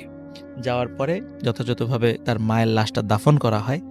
দাফন করার পরে এই ঘটনাটা কেন ঘটলো সেইটার একটা বিষয় অনুধাবন করার চেষ্টা করা হয়। সেটা হলো রাসেল ভাই আমরা এই বিষয়গুলো আসলে অতটা বুঝতে পারি না হুম। যে মানুষের ওই যে অনেকে মারা যায়, আমরা ওই যে আমাবস্যা, পূর্ণিমা তিথি, একাদশী, এরকম কিন্তু অনেক তিথি থাকে, তিথির হিসাব যদিও আমি অতটা জানি না। হুম। তো ওই জিনেরা এই সমস্ত বিষয়ের হিসাব রাখে, যে আচ্ছা। সাধারণত এই ধরনের মানে ওদের রাশি বা এই তিথির সাথে মিলে যাওয়া, এটা কিন্তু আমি জানতাম না আসলে এরকম। হ্যাঁ হ্যাঁ বাহ। মিলে যাওয়া এই ধরনের, এই যে আমরা রাসেল ভাই ওই যে শুনি না যে অনেক সময় দেখা যাচ্ছে যে একটি লাশ নিয়ে যাচ্ছে পিছন থেকে, হুম। ওই লাশই বলছে যে আমার লাশটা নিস না, রেখে যা। তখন যারা লাশটা বহন করছে সবাই ওই লাশটা ফেলে চলে যায়, দেখা যায় ওই লাশটা অদৃশ্য হয়ে গেছে বা কেউ জি। নিয়ে গেছে। সাধারণত রাসেল ভাই এই ঘটনা সবসময় ঘটে না, ওই যে নির্দিষ্ট কোনো সময় রাশির সাথে মিল রেখে যদি কোনো মানুষ মারা যায়, হুম। দৈবক্রমে এই ধরনের ঘটনা ঘটে, সাধারণত ওই লাশগুলো জিনেরা ওই জাদুটোনা করার জন্য এই লাশগুলো ব্যবহার করে। আচ্ছা। তো এই সময় এই ধরনের কোনো বিষয়ের ক্ষেত্রে জিনেরা ওই লাশগুলো যে কোনো উপায়ে নিয়ে যাওয়ার চেষ্টা করে। হুম, হুম, তো হুম। এই কারণেই ওই ঘটনা ঘটেছিল যে ওনার আম্মা যখন মারা গেছিলেন, তো ওই ধরনের কোনো আমাবস্যা, পূর্ণিমা বা ওই তিথিগত কিছু ব্যাপার ছিল, এই জন্য জিনেরা সর্বোচ্চ চেষ্টা করেছিল লাশটা চুরি করার। কিন্তু যখনই ওই যে যখন ঘোড়ার গাড়ি বা ওই যে শেষে তখন ওখানে অনেক লোক ছিল, হুম, হুম। ওই প্রত্যেকটাই সেই, এই জন্য ওরা ওই সুযোগটা পায়নি। যখন আচ্ছা। মাঝ নদীতে চলে আসছে, আশেপাশে কোনো লোক নেই, তখন এই সুযোগটা তারা নিতে গিয়েছিল আর কি। আর যখন ওই যে ওনারা নেমেছে, ওই যে মাঝিটা নেমেছিল, হুম। মাঝিটার মৃত্যুটাও হয়েছিল জিনদের হাতে। আচ্ছা। তো যার কারণে সে আর কিছু বলে যেতে পারেনি। পরবর্তীতে ওখানে একজন বুজুর্গ ব্যক্তি উনি এইটার বলেছিলেন যে এটা এই কারণে হয়েছে। আচ্ছা। পরবর্তীতে তার মায়ের লাশটা দাফন করা হলেও রাসেল ভাই পরে যে ঘটনাটা ঘটে আমি শুনেছি যে কে বা কারা এই লাশটাও চুরি করে নিয়ে যায়। কিন্তু আচ্ছা। এটা যে কোনো মানে এখানে রাসেল ভাই বলে রাখা ভালো, জিন কিন্তু কোনো কবর থেকে লাশ চুরি করতে পারে না। আচ্ছা। সাধারণত যে সমস্ত তান্ত্রিক বা কবিরাজরা আছে এরা জিনদেরকে দিয়ে লাশগুলো চুরি করানোর চেষ্টা করে। হুম। যদি তারা ব্যর্থ হয় সেক্ষেত্রে তারাই সশরীরে এই মানে এক্সিকিউশন মিশনে নামে। সেক্ষেত্রে আমরা অনেক সময় শুনি যে অনেকের কবর থেকে মাথা কেটে নিয়ে যায়, এই হয় সেই হয়, হুম। এই ধরনের ঘটনা রাসেল ভাই তখন কিন্তু ঘটে। তখন ঘটতে আর থাকে। এই বিষয়টা 1997 সালের রাসেল ভাই ঘটনা, যেটা হুম। আমাদের ভৌত স্ট্রিমের সদস্যরা এটা কালেক্ট করেছে। ধন্যবাদ রাসেল ভাই, আমার second thank you so much. খুবই অদ্ভুত টাইপের একটা ঘটনা, এবং এই ঘটনাটা শুনতে শুনতে অনেক ভালো লাগছিল, খুব অবাক হতে হচ্ছিল। আপনার ভাই আপনার কিছু মনে হয় বলার ছিল, এবং আপনার যে কাছে আবারও ফিরে আসি। থ্যাংক ইউ আফরান ভাই, চমৎকার। আমার মনে হয় প্রথম ঘটনা চাইতেও দ্বিতীয় ঘটনাটা একটু বেশি মানে আনএক্সপেক্টেড অনেক কিছু ঘটেছে এই ঘটনার মধ্যে। Thank you very much. আমরা চলে যাচ্ছি আবরার ভাইয়ের কাছে। ধন্যবাদ রাসেল ভাই। এখনকার যে ঘটনাটা বলবো জি। সেটা আজ থেকে 6 মাস আগের ঘটনা। জি। এই ঘটনাটা ঘটেছিল নিউ ইয়র্কে, জি। আমার বাসায়। আমি ব্রঙ্কসে স্টার্লিং অ্যাভিনিউয়ে ছিলাম। হুম, হুম। তো এইখানে যে বাসাটা আমি নিয়েছিলাম এটা খুব অল্প পয়সায় পেয়ে যাই যাওয়ার জি। পরপরই। মানে সচরাচর নিউ ইয়র্কে যারা থাকে তারা জানে যে অনেক অনেক বেশি এক্সপেন্সিভ, অনেক এক্সপেন্সিভ। যেমন ধরুন 1800-র নিচে কোনো অ্যাপার্টমেন্ট পাওয়া যায় না। রাইট। আমি তাও অ্যাপার্টমেন্টটা পাই, ছোটখাটো হ্যান ত্যান আমি অনেক। 1 বেডের উইথ আ কমন স্পেস হুম। একটা অ্যাপার্টমেন্ট পাই, যেটা ভাড়া আমার দিতে হতো হচ্ছে $1400, অনেক কম। $400 কম। হুম। তো যখন পাই আমি সাথে সাথে নিয়ে নিই, চিন্তাও করিনি যে কোনো সমস্যা। আর নিউ ইয়র্কে সবাই কিন্তু বাসা নেওয়ার আগে খোঁজ খবর নেয় হুম। যে কোনো সমস্যা আছে কিনা, এটা খুব কমন একটা ব্যাপার। তো আমি যেহেতু নতুন তেমন একটা চিন্তা ভাবনাও করিনি। তো যখন বাসাটা নিয়ে নিই, এরপরে আমার ওয়াইফ, আমার বাচ্চা সহ আমি ওখানে থাকা শুরু করি। মোটামুটি 1 মাস ঠিকই ছিল, এরপর থেকে আমি টুকটাক কিছু কিছু আলামত পাওয়া শুরু করি। বাট এটা আমার ওয়াইফকেও বুঝতে দিতাম না, বাচ্চাকেও বুঝতে দিতাম না। ওরা সামহাও অনেক সময় কিছু যদি ফিলও করতো, আমি জিনিসটাকে অন্যভাবে কাটিয়ে দিতাম। হুম। তো ওরা গত জানুয়ারির 10 তারিখে দেশে চলে আসে, তো এই বছরে। হুম। তো দেশে আসার পর আমি মোটামুটি আরো 3 মাস ওখানে একা থাকি। হুম। এর ভিতরে আগের ঘটনাগুলো খুব সিম্পল ছিল, মানে হয়তো বা শব্দ পাচ্ছি, হয়তো মনে হচ্ছে কেউ হেঁটে গেল, এই রুম থেকে ওই রুমে ছায়ার মতো লাগলো। তখন ফিল করতাম যে আমার বাচ্চা আছে, আমার ওয়াইফ আছে, হয়তো সামবডি ইজ ওয়াকিং, কেউ এই রুম থেকে ওই রুমে যেতেই পারে। যখন আমি পুরা বাসাটায় একা, তখন আমি ছাড়া আর কেউ নেই। সচরাচর সকালবেলা কাজে বের হয়ে যেতাম, রাত্রে 11টা 12টা 1টার দিকে বাসায় ফিরতাম, খুব টায়ার্ড থাকতাম, বেশি সময় লাগতো না ঘুমাতে। হঠাৎ করে, মানে শীতের সময় ছিল টোটালি এই সময়টা, বরফ পড়ছে হয়তো বাইরে, বা খুব ঠান্ডা, মাইনাসের দিকে আছে টেম্পারেচার, এই সিচুয়েশনে আপনার হিটার চলছে, হঠাৎ করে খুব ঠান্ডা লাগা শুরু হয়। হিটার চলছে, whereas room temperature is very high. মোটামুটি একটা টি শার্ট থাকলে অনেক সময় মনে হয় যে ঘামছি, খুলে ফেলি, ঠান্ডা লাগা শুরু হয়। ঘুম ভেঙে গেলে উঠলাম। আমি সবসময় করতাম কি, আমার রুমের ভিতরে লাইট অফ থাকলেও বাসার ভিতরে একটা হলেও একটা লাইট আমি অন করে রাখতাম আমার কমন স্পেসের ভিতরে। ঘুম ভেঙে গেল, দেখছি কমন স্পেসের লাইট অফ। এরকম বেশ কয়েকবার পেয়েছি।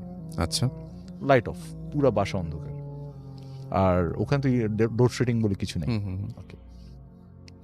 অনেক সময় এমনও পেয়েছি যে আমার নিউ ইয়র্কে প্রায় বাসাতেই হচ্ছে ইলেকট্রিক চুলা, আমার বাসায় সামহাও গ্যাসের চুলা ছিল। আচ্ছা, সামহাও ছিল। অনেক সময় আমি তো ওরা চলে আসার পর রান্নাবান্না তেমন করতাম না, রাত্রে ঘুম থেকে উঠে গিয়েছি হঠাৎ করে, উঠে দেখি যে ওই পানি খেতে গেলাম আমি ওই কমন স্পেসে, ওর সাথে কিচেন লাগানো, দেখছি যে চুলা জ্বলছে। ঠিক আছে। অনেক সময় দেখেছি যে আপনার ওয়াশরুমে, বাথটাবে আমি কখনো পানি জমাই না, ওটা কর্ক ফালানো, পানি জমা, মানে ভেরি আনইউজুয়াল থিং। কিন্তু মানে এটা বিশ্বাস করার মতো না যে আমি একা মানুষ বাসার ভিতর, দ্বিতীয় কোনো মানুষ স্ট্রেঞ্জ নেই। যে এরকম হচ্ছে। আপনি একা যেহেতু, আমি যেহেতু একা, সাথে যদি অন্যরা থাকতো অন্য কেউ করেছে, আমি ওটা কখনো ফিল করতাম না। এরপরে সবচেয়ে ভয়ঙ্কর জিনিস যেটা পেলাম একদিন, আমার জানলা দরজা সব বন্ধ। একদিন রাত্রে ঘুম ভেঙে গেল, কমন স্পেসে দেখি একটা কালো বিড়াল দাঁড়িয়ে আছে, আমার দিকে তাকিয়ে আছে, মোটামুটি মাঝারি সাইজের, মানে জানলা দরজা বন্ধ, সেখান থেকে কোথা থেকে একটা কালো বিড়াল আসে। আমি তো দেখে পুরা মানে আমার ফ্রোজেন, আমার কোনো মানে ফিল করতেছি না যে মানে কি করব। তো হঠাৎ করে আবার চোখ বন্ধ করলাম, খুললাম, নাই। পরে আমি ওখানকার যে কেয়ারটেকার ছিল, ওই বিল্ডিং এর যে ম্যানেজার, ওই প্রত্যেকটা মানে রিয়েল এস্টেট কোম্পানি থেকে প্রত্যেকটা বিল্ডিং একটা করে ম্যানেজার থাকে, তাকে আমি একদিন টেকনিক্যালি জিজ্ঞেস করলাম, আচ্ছা এই বাসাটা আমি যে উঠেছি এর আগে কতদিন খালি ছিল? ওই অনেক দিন। কতদিন? ওই 1.5 বছর। Oh my God, নিউ ইয়র্কের মতো একটা জায়গা। ইয়েস, এবং একটা অ্যাপার্টমেন্ট বিল্ডিং নিউ ইয়র্কে কখনো খালি থাকে না। ওটা 1.5 বছর খালি ছিল। আমি কেন? বলে এমনি, এটা ভাড়া পাওয়া যায় না। ও বলতে চায় না আমাকে। পরে আমার নেইবার, ওখানে আমার ওই বিল্ডিং এর ভিতরে আরো বাঙালি আছে, তাদের সাথে মেশা শুরু করলাম, জানলাম যে ওই অ্যাপার্টমেন্টটা পার্টিকুলারলি, ওটাকে অনেকে হন্টেড অ্যাপার্টমেন্ট হিসেবে জানে, যেখানে আমি অলরেডি কাটিয়ে এসছি। এবং আমি দেশে ফেরার আগে যখন আমি ফেরত আসলাম, ওই বাসাটা চেঞ্জ করে আমি আবার সানি সাইডে বাসা নিয়েছি, এবং অনেক খোঁজ খবর নিয়ে তারপরে বাসা শিফট করে তারপর চলে এসেছি। আমি কন্টিনিউয়াস 7-8 মাস একটা হন্টেড অ্যাপার্টমেন্টে বাস করে এসেছি এবং দেখেও এসেছি। রাইট। আমার কপালেই কেন জানি পড়ে। আমি এর আগে শেয়ার করেছিলাম যে বসুন্ধরাতে যখন আমি থাকতাম, ওই বাসাতে অনেক ঘটনা ঘটেছে। আমি ভূতে ফেমে টাইম টু টাইম বলেছি, হয়তো বা মনে নেই কিন্তু বলেছিলাম। আমি গুলশানের বাসায় যখন ছিলাম তখনও ঘটেছে, সেটাও বলেছি। সো আমি যেখানেই যাই সেখানে কিছু না কিছু দেখি। এখন আমি মাঝে মাঝে চিন্তা করি যে আসলে কি ওই যে বলে গিয়েছিল আরিফ যে কখনো পোজেস করবে না কিন্তু দেখা দিবে, আমি দেখবো, ওই জিনিসটাই কি আমার সামনে প্রবলেম হয়নি? আপনি দেখেছেন কিন্তু আপনাদের কোনো প্রবলেম হয় না। সেটাই সমস্যা হয়নি। সেটাই। দেশে আসার পরও কিছু ঘটনা আছে, এটা আরেকদিন বলবো। Thank you so much, thank you so much. এবং আমরা চাইবো যে আপনি আবারও আমাদের সাথে মাঝে মাঝে যখন সময় পাবেন তখন আসেন, যে কয়দিন আছেন আর কি এখানে সে কয়দিন। এবং নিউ ইয়র্কে যখন থাকবেন তখনও আশা করবো যে আপনি আমাদেরকে মাঝে মাঝে একটু অডিও ক্লিপ পাঠাবেন যদি এরকম কোনো ঘটনা ঘটে, অবশ্যই। অ্যান্ড আশা করবো সেটা। জি না, অবশ্যই আমি নেক্সট টাইম থেকে আমি যেখানেই থাকি না কেন, যদি এরকম কিছু আসে ঘটনা সামনে, অবশ্যই সেটা রেকর্ড করে জানাবো। একদম, থ্যাংক ইউ সো মাচ। তো আজকের মতো এখানেই আমাদের শেষ করতে হচ্ছে, এবং আপনারা যারা এতক্ষণ পর্যন্ত আমাদের সঙ্গে ছিলেন তাদেরকে অনেক অনেক অনেক অনেক ধন্যবাদ, এবং আশা করছি যে আপনারা প্রতিটা মুহূর্তই এনজয় করেছেন অ্যান্ড আপনাদের কাছে ভালো লেগেছে।